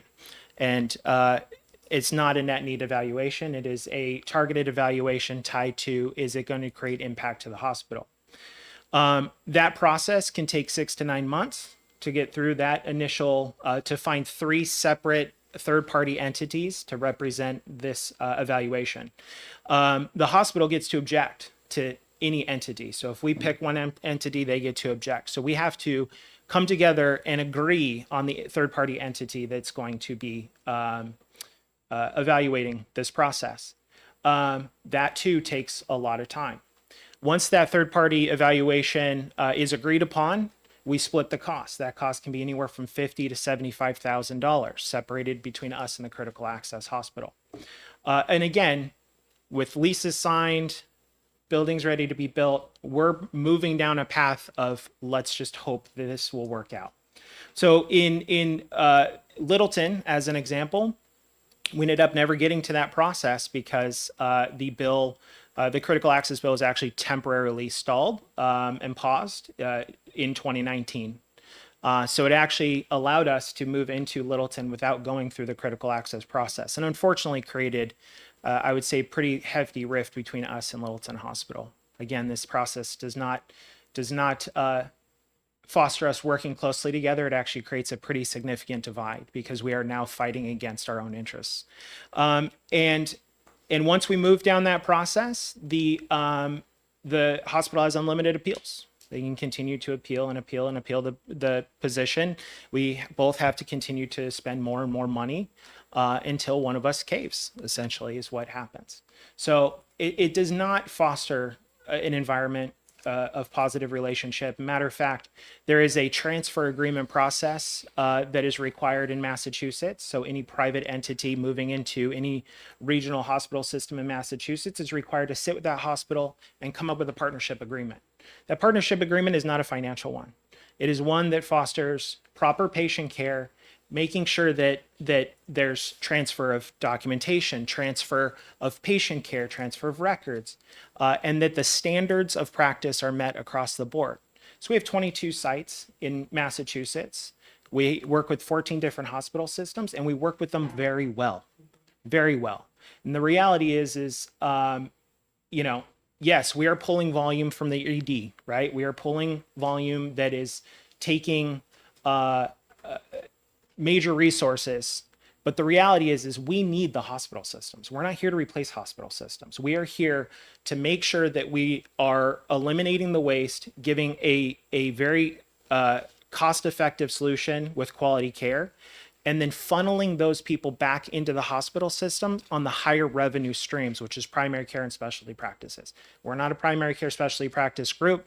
We funnel that back into those hospital systems. So that for us is how we seamlessly work together with hospitals in Maine and Massachusetts, because their process fosters a partnership instead of creates divides. And I'll let Selena. Yeah. One more thing just on the transfer agreement before I get into my testimony, is that it creates a proper funnel, right? So we have this transfer agreement, and that hospital that we foster that transfer agreement with is our first line of defense. So if our patient comes in with a sprained ankle, that orthopedic patient is now going to go to that hospital's orthopedic center. So it fosters a really great relationship for not only the hospital and an urgent care center, but for the patient. So that being said, I'll start my testimony. Dear Senator Rochefort and members of the Senate Health and Human Service Committee, I'm pleased to be with you today and have the opportunity to provide comments on HB 223 relative to licensing requirements for healthcare facilities that operate within the 15-mile critical access hospital. My name is Selena Frost, and I'm here today to express my unwavering support for this legislation. particularly with regard to enhancing access to urgent care services across our state. As a resident of New Hampshire and a healthcare professional with over 15 years of experience, I'm deeply committed to the well-being of our communities. Urgent care centers such as Convenient MD are essential in bridging the gap between primary care and emergency services, providing timely, accessible medical care for non-life-threatening conditions. By diverting non-urgent cases from overburdened emergency rooms, urgent care centers can reduce wait times, decrease costs, and allow emergency departments to focus on those in critical need of immediate care. Currently, the average wait time in New Hampshire emergency rooms exceeds 2 hours and 30 minutes, while Convenient MD in New Hampshire averages just 36. Additionally, we maintain a 1.1% ED transfer rate, well below the state average of 4.4. Rural and underserved communities face critical shortages in healthcare resources, particularly during off hours, when primary care offices are closed. In these areas, residents often endure average wait times of over 40 days to see their primary care doctor. The situation is exacerbated in some rural regions where there is only one emergency room for every 40,000 residents. These severe limitations leave residents with few options for timely medical care. Expanding support for urgent care services through this bill is essential to providing reliable access to care for all residents, regardless of their location. This expansion will not only improve access to necessary health care, but also reduce the strain on both emergency rooms and primary care offices. I would also like to emphasize the significant cost-saving potential that expanding access to services would provide to your consumers. In many communities, particularly those in rural or economically disadvantaged areas, residents face considerable financial barriers to accessing necessary health care. With limited local healthcare options, individuals often resort to expensive emergency room visits for non-urgent care needs, which can result in high out-of-pocket costs and greater financial burdens on families. New Hampshire is ranked 15th highest in the country for ER costs, with visits averaging $1,811, with a patient responsibility starting at just $345. In contrast, the average urgent care visit costs $189, with patient responsibility just averaging $36. This represents an 89% saving for our communities. In addition, it's critical that all healthcare entities, from urgent care centers to hospitals, primary care practices, and insurers work together collaboratively to improve the overall health in our communities. When healthcare providers align their efforts and resources, it strengthens the entire system, ensuring that patients receive the right care at the right time. A coordinated approach not only enhances patient outcomes, but also fosters a more efficient, cost-effective system that benefits every New Hampshire resident. I urge you to consider the far-reaching benefits of this bill, which will not only improve the efficiency of our healthcare system, but also ensure that all New Hampshire residents from urban to rural communities have timely access to high-quality, affordable care. Thank you. Thank you. Any questions? Senator Prentice. Great. Thank you for taking my question. Either one of you can answer. And again, I'm not picking on Convenient MD. I just literally had It's not that often I get to play the villain outside of being a mom, so it's like, okay. So I'm like, hey, I just saw one. So you talked about like how the current law could set up a negative situation, and you described one, at least one that you've experienced, maybe two, but there are Convenient MDs in other parts of the state. I think there's actually one on Loudon Road. Yes. Okay. So, and then you talked about partnership agreements. So I'm going to just tie this all together. What are your experience, looking for places to always smooth things out? What are your experiences when you open in a, close to or in a nearby city for a hospital in another part of New Hampshire? It's been wonderful. Okay. It's been welcomed by the community. And we have, like, let's say Concord, for example, we have a great relationship with Concord Hospital. We have a partnership with them. We have people on our team that kind of create those partnerships so that we're sending our Concord patients to Concord Ortho. So that way we're funneling those patients directly back into the system where they need to be without that extremely high cost of that emergency room visit. So they have a sprained ankle, they come in with a sports injury, and then we take that low cost, let's say average $36 for their copay, and then we get them to the orthopedic center where they can get their follow-up care.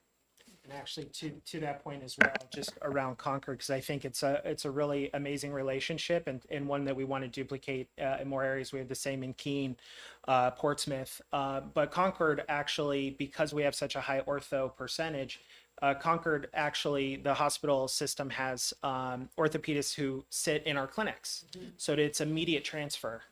We essentially move them from one room to another, and so they do rotations in our Keene, Belmont, and Concord locations where a hospital actually sends people to sit there so that it's a seamless transfer for the patient. It's a And really great relationship. One more thing to add, like you said, Senator Rochefort, is what we have currently is creating animosity.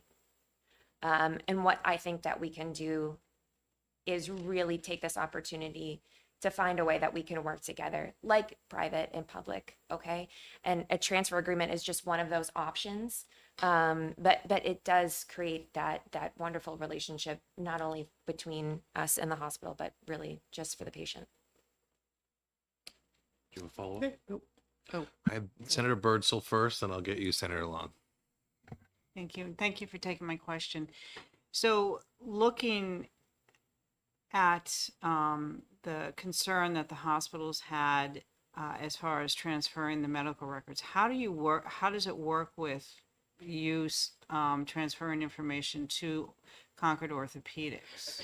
So same like most primary care offices, we can fax directly to the hospital. We have actually with our X-ray system, I'm actually the director of radiology.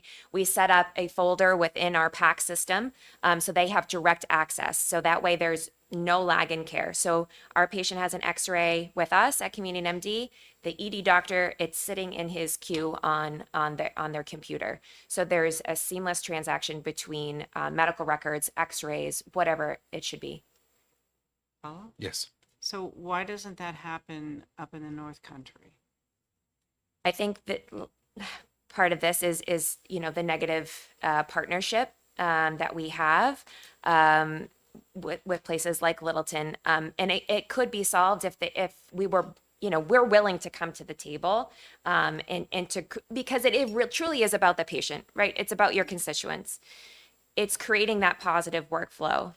And I think really we just need to get back to the table and come back to a compromise. But when we start off in this, headbutt place, it's really hard to do that. Just to follow up too, because we see this in other states as well, Massachusetts especially, it's very challenging because there's a lot of different EMR systems that hospitals use, and very, very challenging EMRs. So there is a process that requires a financial burden on both entities to do, but we've overcome every one of them. The variation is getting sat at the table together to talk through the process to make sure whether it's as simplistic as a nightly upload in fax or a transfer, or if we're utilizing the same EMRs, obviously that's a seamless process. But it does require us to have a really good, honest relationship with each other and sit down and come up with a solution that meets the needs of the patient. Just one last follow-up. Last follow-up. Yep. So in cases like that, would it be possible when a patient comes in and either you're going to be closed, or they need to follow up with either the hospital or their primary care, to give them a copy of their records so that they can go with them? Every patient leaves with a copy of their visit records. Every single patient. Discharge paperwork and their record. Yep, in hand, paper. Okay, thank you. Senator Long. Thank you, Mr. Chairman. Thank you for this opportunity. I'm not in the medical field whatsoever. This is all new to me. But it appears to me that in southern New Hampshire, there's overcapacity with a lot of hospitals that aren't threatened by you. And I'm getting the sense that in the northern part of the state, they're skeptical of, you're going in and getting the low-hanging fruit, which to the patient is very good. However, to the hospital, has there been any conversations with how you may be able to change that, where you'd be welcome in the North Country? I think that's part of this maybe transfer agreement process is, establishing that good relationship at the very beginning. And being able to come to the table and how we can truly get back to just putting the patient first. Okay. And I think that's where we start. Would you agree? I would, and just to add on to that as well, I think every North Country hospital will tell you they don't make money in their emergency department. Where they make money is in primary care and specialty practices, which is where we are funneling their patient flow. Directly to. Yeah. So it's again, this could be education. a very amazing partnership if this process was set up to be a partnership, but it is set up to be a divide. Great. Follow up if I may. Yes, absolutely.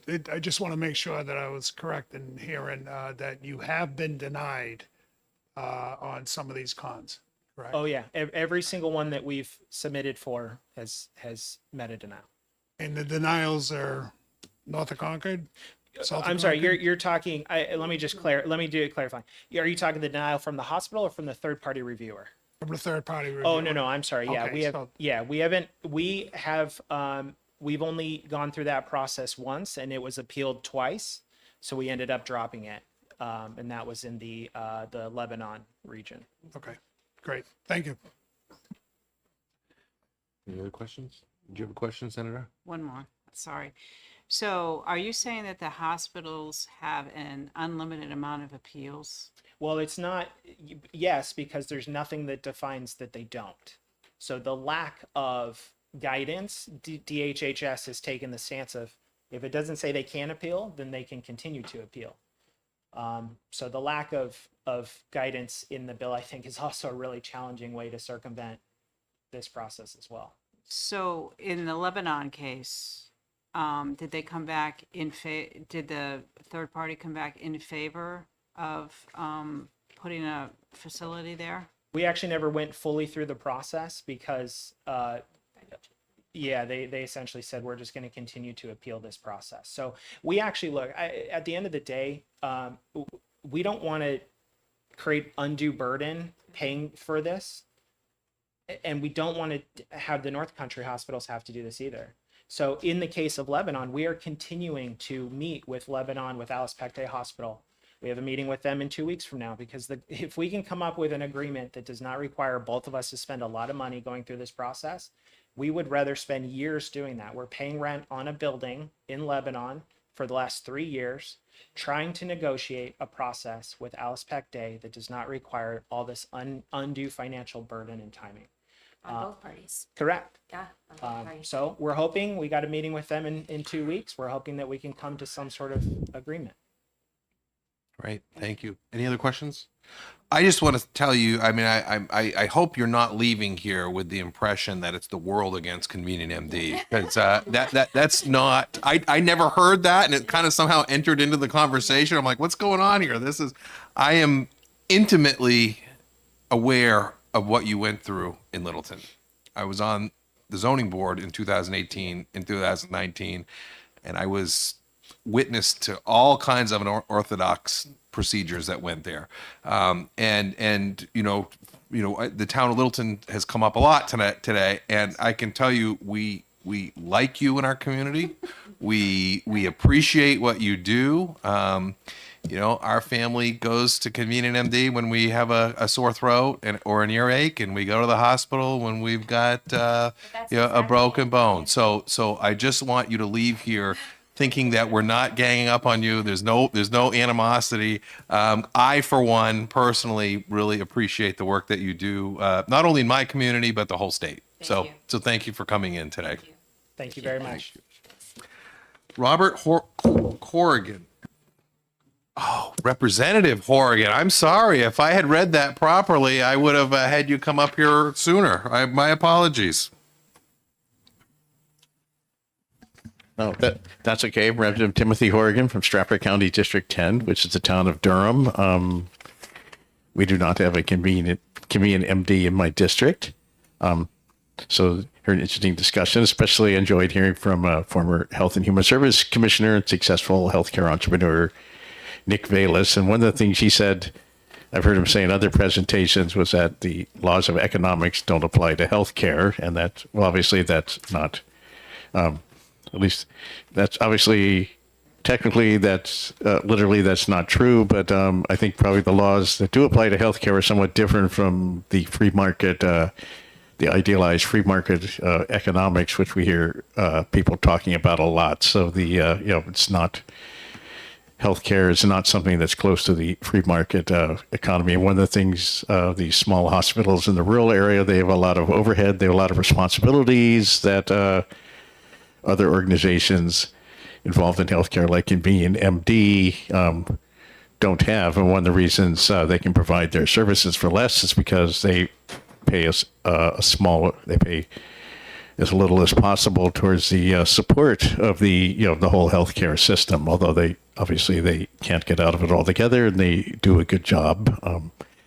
And of course, first of all, also the hospitals, it's more difficult for a smaller hospital, but they can provide a lot of these services themselves. Like, for example, in my community, Wentworth Douglas, which is part of the Mass General Brigham family, they have a wide variety of they have their own urgent care service centers and a wide variety of other services which they provide for lower costs than going to the hospital. And they talk about the trade-off with an emergency room. The emergency rooms have a much higher cost, and to some extent that's because something probably they're used in some cases for things which would be better off used elsewhere. But you can't blame patients. Sometimes they use them because they don't know where else to go. And just use Convenient MD as an example, and there's lots of, which was, first of all, they've exploded in growth a lot over the last decade or so since the Affordable Care Act came in, and that's, and there's probably a wide variety of opinions about that in the course of the amongst this committee, and that's something that we can't necessarily count on being in place in the next few years. That's one of the things that Elon Musk may go after with his chainsaw. And, Representative, I'm going to ask you to stay on topic of House Bill 223. This yes, I'm just saying. To do with Elon Musk. I'm just saying the hospitals, they're more stable institutions. Than these other institutions which rely a lot on programs which may or may not be in place. And the case of that Medicare and Medicaid are also in trouble too, but they're probably less likely than. Again, this bill does not have to do with the viability of Medicare and Medicaid. Yes, I understand, but that's a large part of the income source for everyone involved in the healthcare system. And also, in the case of Convenient MD, the founders have brought in a private equity firm. That is irrelevant to the bill here. Representative, the private equity firms. Private equity firms. Conclude your statement. Okay, yeah. So right now, I just feel we still have to. I think we should leave the law in place, given the regulatory uncertainties, and we should continue to give the critical access hospitals and small hospitals serving a small community extra protection, even if that doesn't fit in with so-called free market economics, which is not really how the actual market works in any industry, especially not in healthcare. And I'm not casting aspersions on any of the other players in the healthcare industry. But great, thanks. Thank you very much. Thanks. Sorry. Is there anyone else that'd like to speak on House Bill 223? Courtney. Senator House signed up. I think I checked the box, but maybe I didn't. Oh, I didn't even see your name on the sheet. Oh, maybe I'm not on there. I don't think you're on there. My error. Sorry about that. Courtney Tanner. I'm the Senior Director of Government Relations at Dartmouth Health, and I will be extremely quick and judicious this morning. I wasn't going to testify, but since Dartmouth Health was brought up and raised up, I want to make sure that we're on the record of opposing this bill. I know you've received testimony from Sue Mooney. Dr. Sue Mooney is our CEO at Alice Peck Day Hospital. And I want to underscore that hospitals certainly are challenged, and I want to thank this committee for the work that you all are doing on our Right Care, Right Time initiatives and work. We have throughput challenges. Patients are staying in our hospitals far too long. It's not good for them. It's not good for hospital finances. And so thank you very much for the work that you're doing on things like the Presumptive Eligibility Fund and taking a look at how we can shorten lengths of stay so that patients can have access to the limited hospital beds that we have up in the North Country. we do have payer mix challenges in the North Country and across the state. And so it's really important that when we're thinking about allowing privileges and allowing entities to provide services, that we're balancing privilege and responsibility. And the hospitals, particularly in the North Country and our critical access hospitals, are shouldering great responsibility. And so we want to make sure that they have access to a payer mix, patient population mix that can carry their communities. I also just want to underscore Dartmouth Health's investment in the North Country as we think about maternity care access. Dartmouth Health is home to the Northern New England Perinatal Quality Improvement Network, and we have grants like Our Moms that is looking to that does support our maternal health infrastructure across the North Country. And these are critical services that our rural health academic medical system can provide, because we're being very intentional and thoughtful about our system and our footprint. I'm happy to take questions. I just want to underscore that we do think that this bill would jeopardize the vitality of our system, including Alice Pecte Hospital, New London Hospital, and Cheshire Medical Center, which is a Medicare designated hospital, not a critical access hospital, but certainly a rural hospital. Great. Thank you. Are there any questions for Courtney? No. Thank you very much. There's nobody else that would like to speak on House Bill 223. I'm going to close the hearing.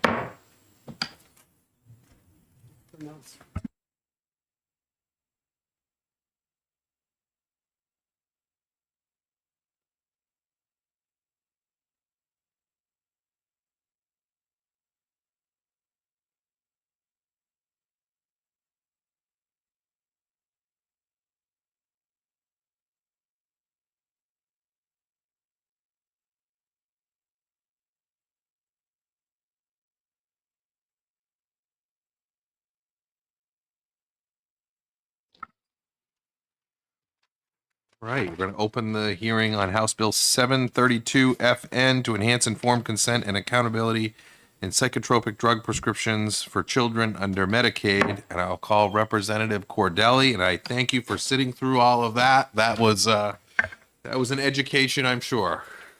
Yes, thank you very much. I appreciate being here this morning. For the record, Glenn Cordelli, representing Tufton Borough, Wolfboro, and Ossipee in the beautiful Lakes region. And I'm here to present House Bill 732, which is about parents' rights and transparency. And I believe that parents should be aware of the risks and benefits associated with drugs that are being provided or prescribed to their minor children.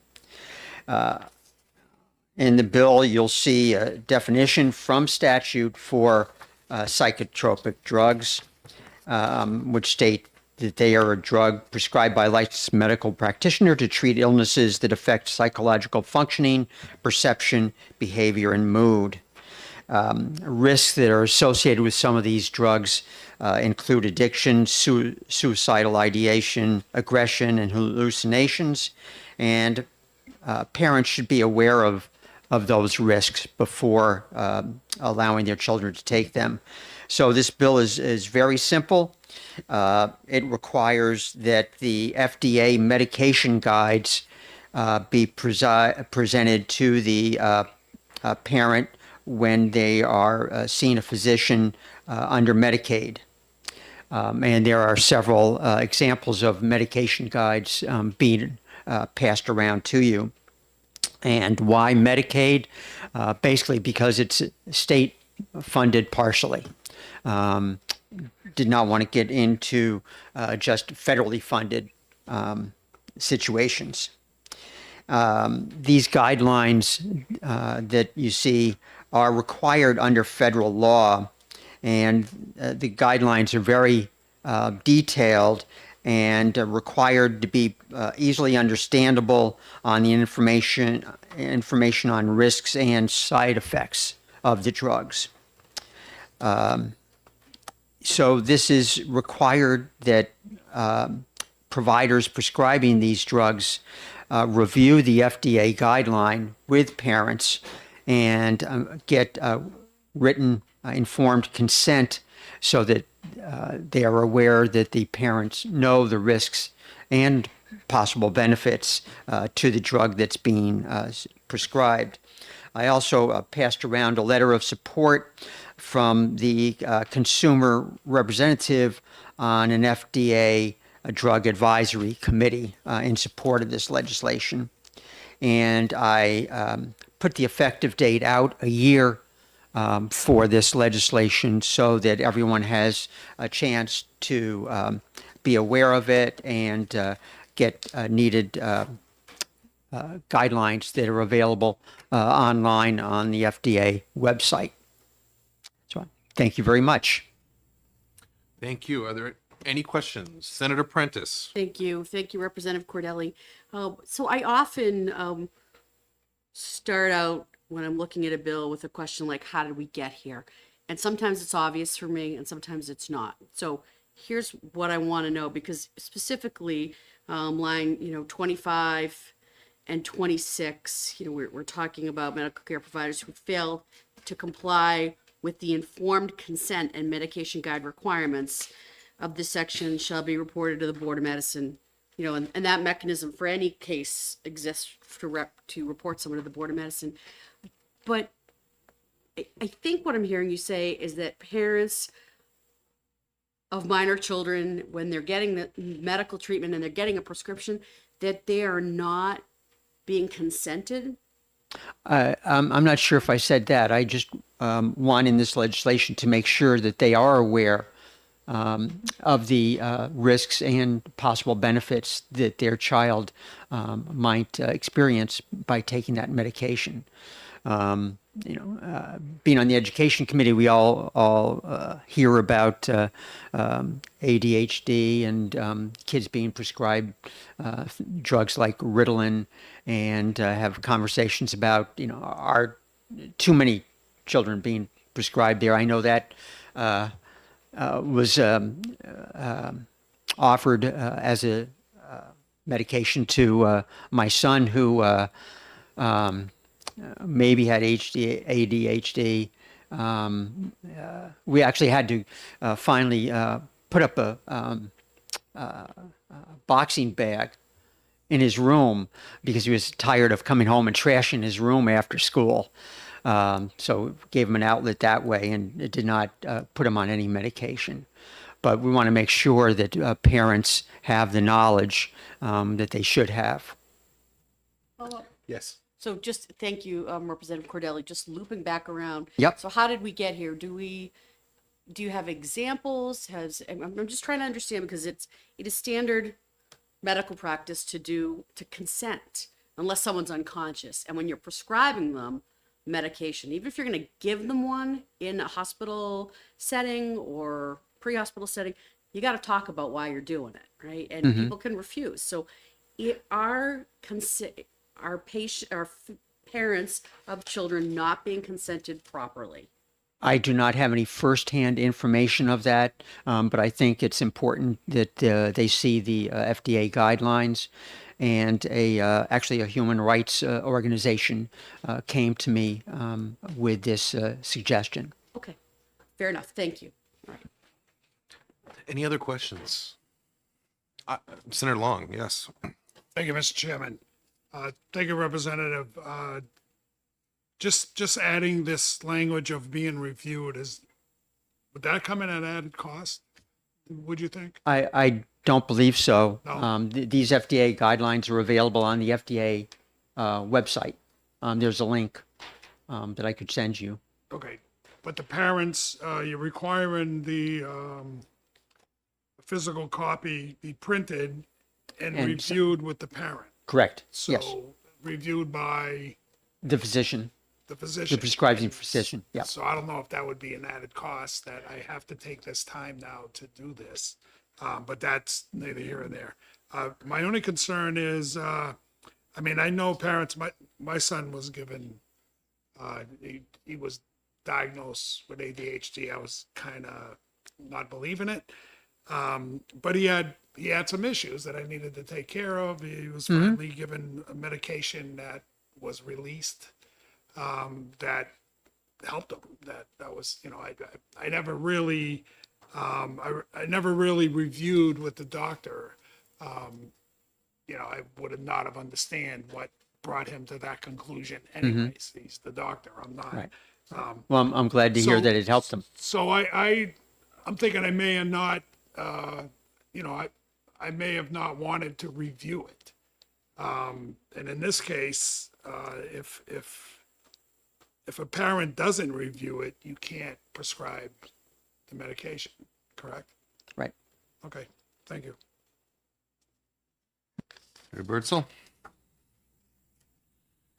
Representative, I don't know if we did get a copy of the fiscal notes, and the HHS came back with a possible cost of 1 million to 2.5 million based on considerable cost to the state for investigating complaints and disenrolling providers who choose not to accept Medicaid recipients because of these requirements. What are your thoughts on that? I think it might be a little overstated. Okay. Any other questions? I've got a couple. One is, so the FDA medication guide that you provided, and you can look them up for a variety of them. It's very similar to what the pharmacies give out when they dispense a prescription. The information contained is the same. Are we concerned that they're not getting that information when they get it dispensed at the pharmacy, or would you, or is the whole intent is to have that, informed consent aspect of it? The informed consent at the time it's being prescribed. Okay. All right. So think the information at the pharmacy is adequate. It's just you want to get it a little higher up in the stream. Correct. Okay. All right. And then the question that I have, I'm really, and you may or may not answer this question. I don't care if you do, but I'm very surprised the Medical Society hasn't weighed in on this bill. I didn't know if you've heard from them in your process along the way. I have not, and it did not come up in the hearing in the House. I am interesting. I was just interested because I think they would have something to do with them. So anyway, thank you very much. Sure. And again, thank you for being patient today. It was a long day. That's right. Thank you very much. Dr. Ballard and David Chorney.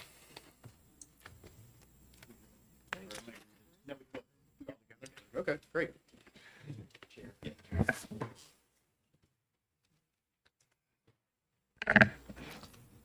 Three Musketeers. Here we go. I'll go with that.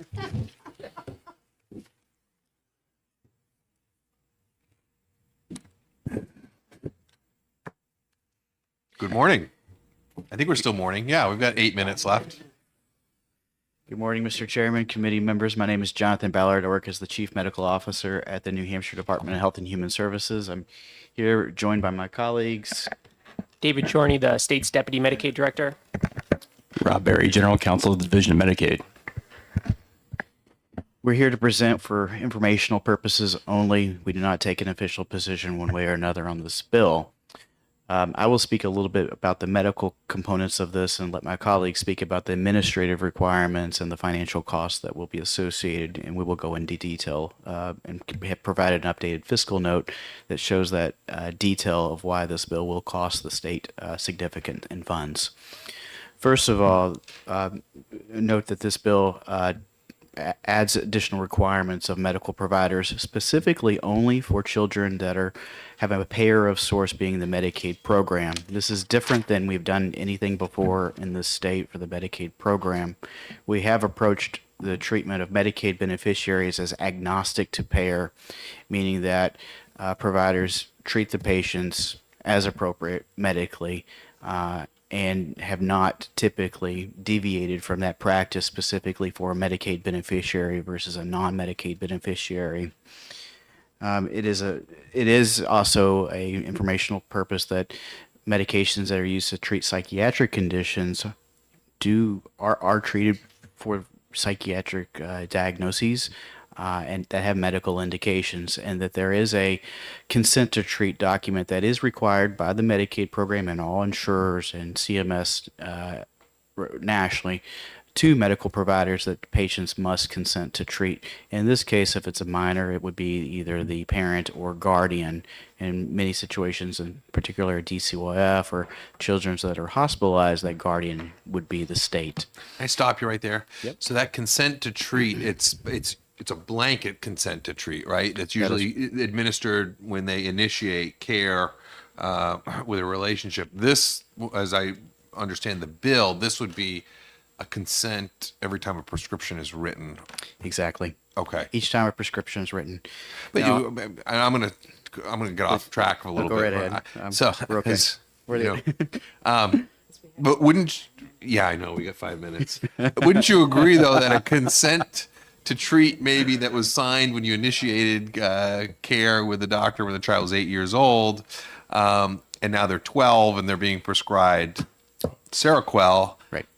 Things might have changed. So the consent to treatment is annually. It's required annually, All right. and also you get into the standard of practice of medicine that when anytime you treat That's a right. patient with I was- treatment or I was including gonna get to that. medications, You beat me then to it. Yes. it is the standard to have a risk-benefit conversation with your patient each time, and if that fails to happen, therefore it is standard now that if that fails to happen, that a provider can be referred to the appropriate discipline or licensing board should they deviate from the standard of practice. Yep. So go on to this the bill references the statute that defines a psychotropic medication, and the psychotropic medication statute, I want to slightly vary from what my interpretation was. It means a drug prescribed by a licensed medical provider to treat an illness that affect psychological functioning, perception, behavior, and mood. So that's not only stimulants that are used to treat ADHD conditions or antidepressants or antipsychotics. It could include all medications then that have an effect on mood. So we know that there are many medications that GI medications, allergy medications that have that side effect listed, those indications listed from the FDA that they may affect psychological functioning. So just note that it does affect a broader class of medications that the providers, licensees may not be aware, but that would be included in the statute. Second thing would be providers don't look oftentimes about who is the payer. They don't even have that access to that information.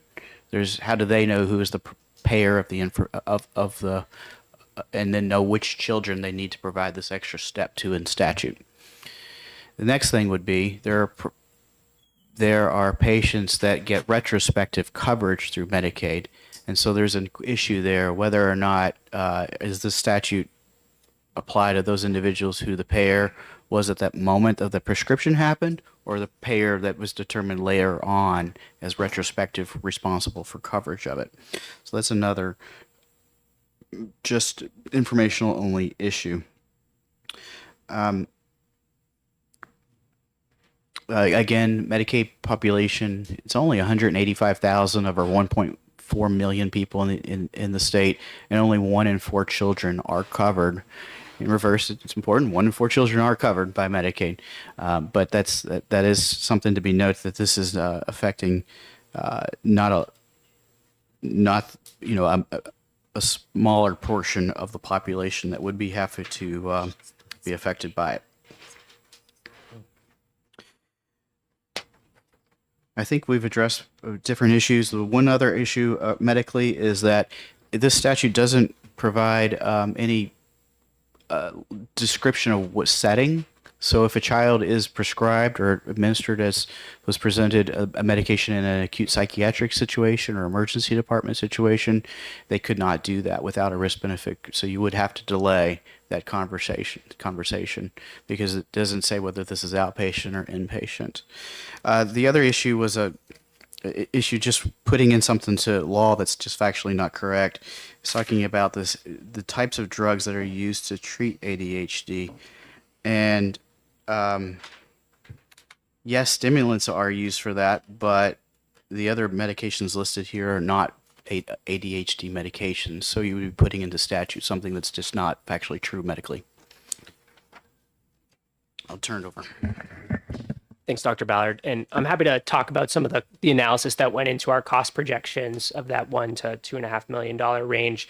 And there's really two components. There's the resource component to oversee the legislation as written, and then an estimate of potential medical costs related to either decrease in access to care because there's a provider network that does not want to have two different level standards of care for treatment for kids, for non-Medicaid kids and Medicaid kids.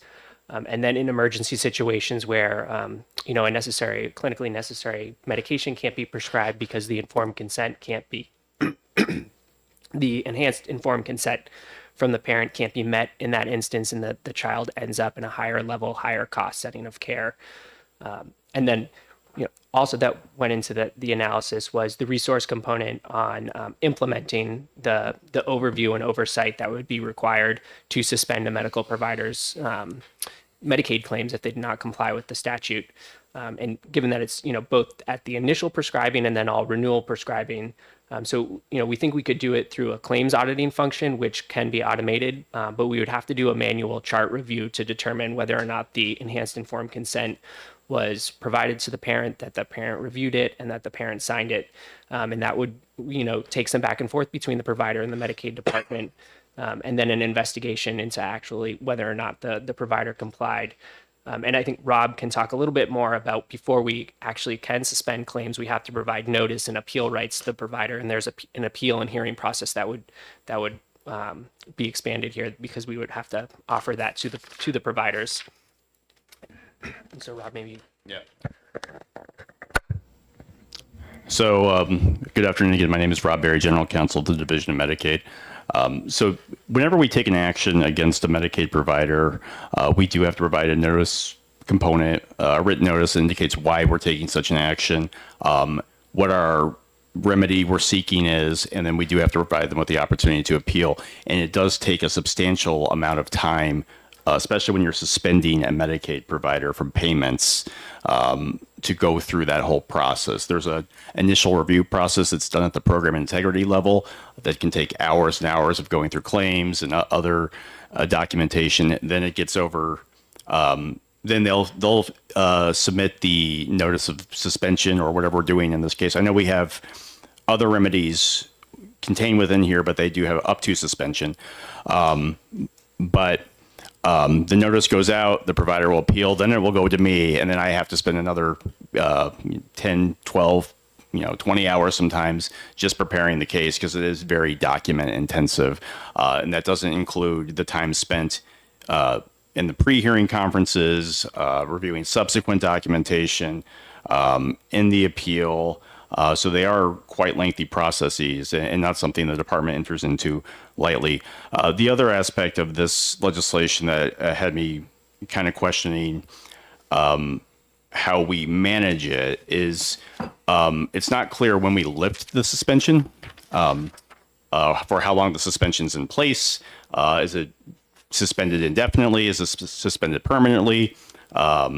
Just a week. We don't really know what that is. So there would be probably some rulemaking that would be required in order to implement this to handle some of those that vagueness. We would suggest in that case that there be explicit rulemaking authority contained within this legislation, although there is high probability we could squeeze it under other existing rulemaking authority, but it's not quite as explicit, and it's always better to have explicit rulemaking authority in those situations. Very good. Thank you. Any questions? No?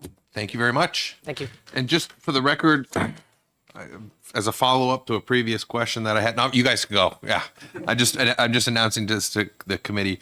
We had Kathy Stratton from the New Hampshire Medical Society log in opposition. So that answered that question that I had previously with that. Is there anyone else that would like to speak on House Bill 732? Yes. Oh, yes. Do you want to speak? I'm going to ask you to be brief because I have a noon that I'm late for.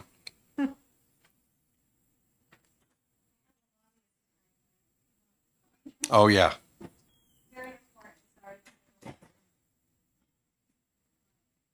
I would tell you not to worry about it, but that's not my, I don't want to get you in trouble.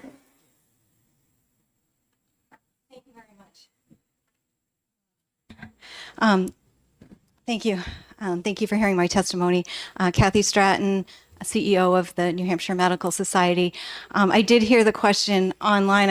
I've been listening in all morning, and just wanted to state that this bill actually flew under our radar in all the transitions that we've been going on, and we did not get a chance to, or we did not weigh in with a position on it earlier, but it has since come to our attention, and we just want to weigh in opposition to this bill. I've talked with several physicians on, our legislative calls, and concerns about this bill is, one, the standard that it sets, the FDA standards for informed consent.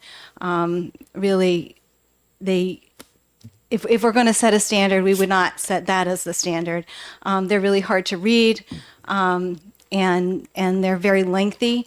And I don't know if you've all had prescriptions, but how often do you go home and read them? So setting that as a standard, we felt really didn't establish a good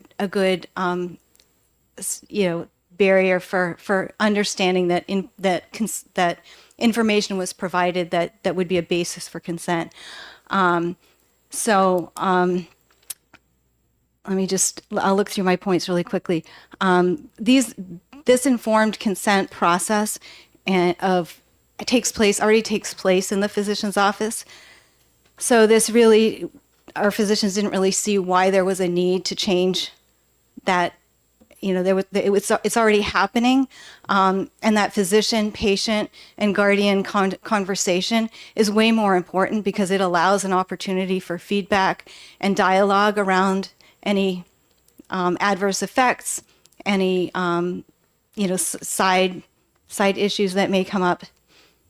So the third part of this is the administrative burden that it requires.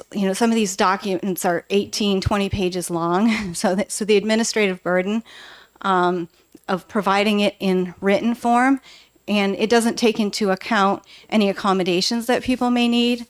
Whether it needs to be, it doesn't make accommodation for providing it electronically. If there's a reading standard that needs to be addressed, or sight or hearing issues, I think that there's just a lot that it doesn't address in terms of providing information. So that one-on-one conversation that's tailored specifically to the parent and guardian should be respected. Again, we're always concerned about legislating penalties into these laws, so that's a strong concern. Physicians do their best to comply with all the laws, and sometimes, I think when you legislate penalties, it makes it difficult because it creates a lot for physicians to think about and be concerned about, and ethically. I guess the final part that we talked about is that separate standard for Medicaid patients and non-Medicaid patients, and that's a concern because that would require physicians to, do the research, about who's being paid under what, and that's not normally part of the physician visit.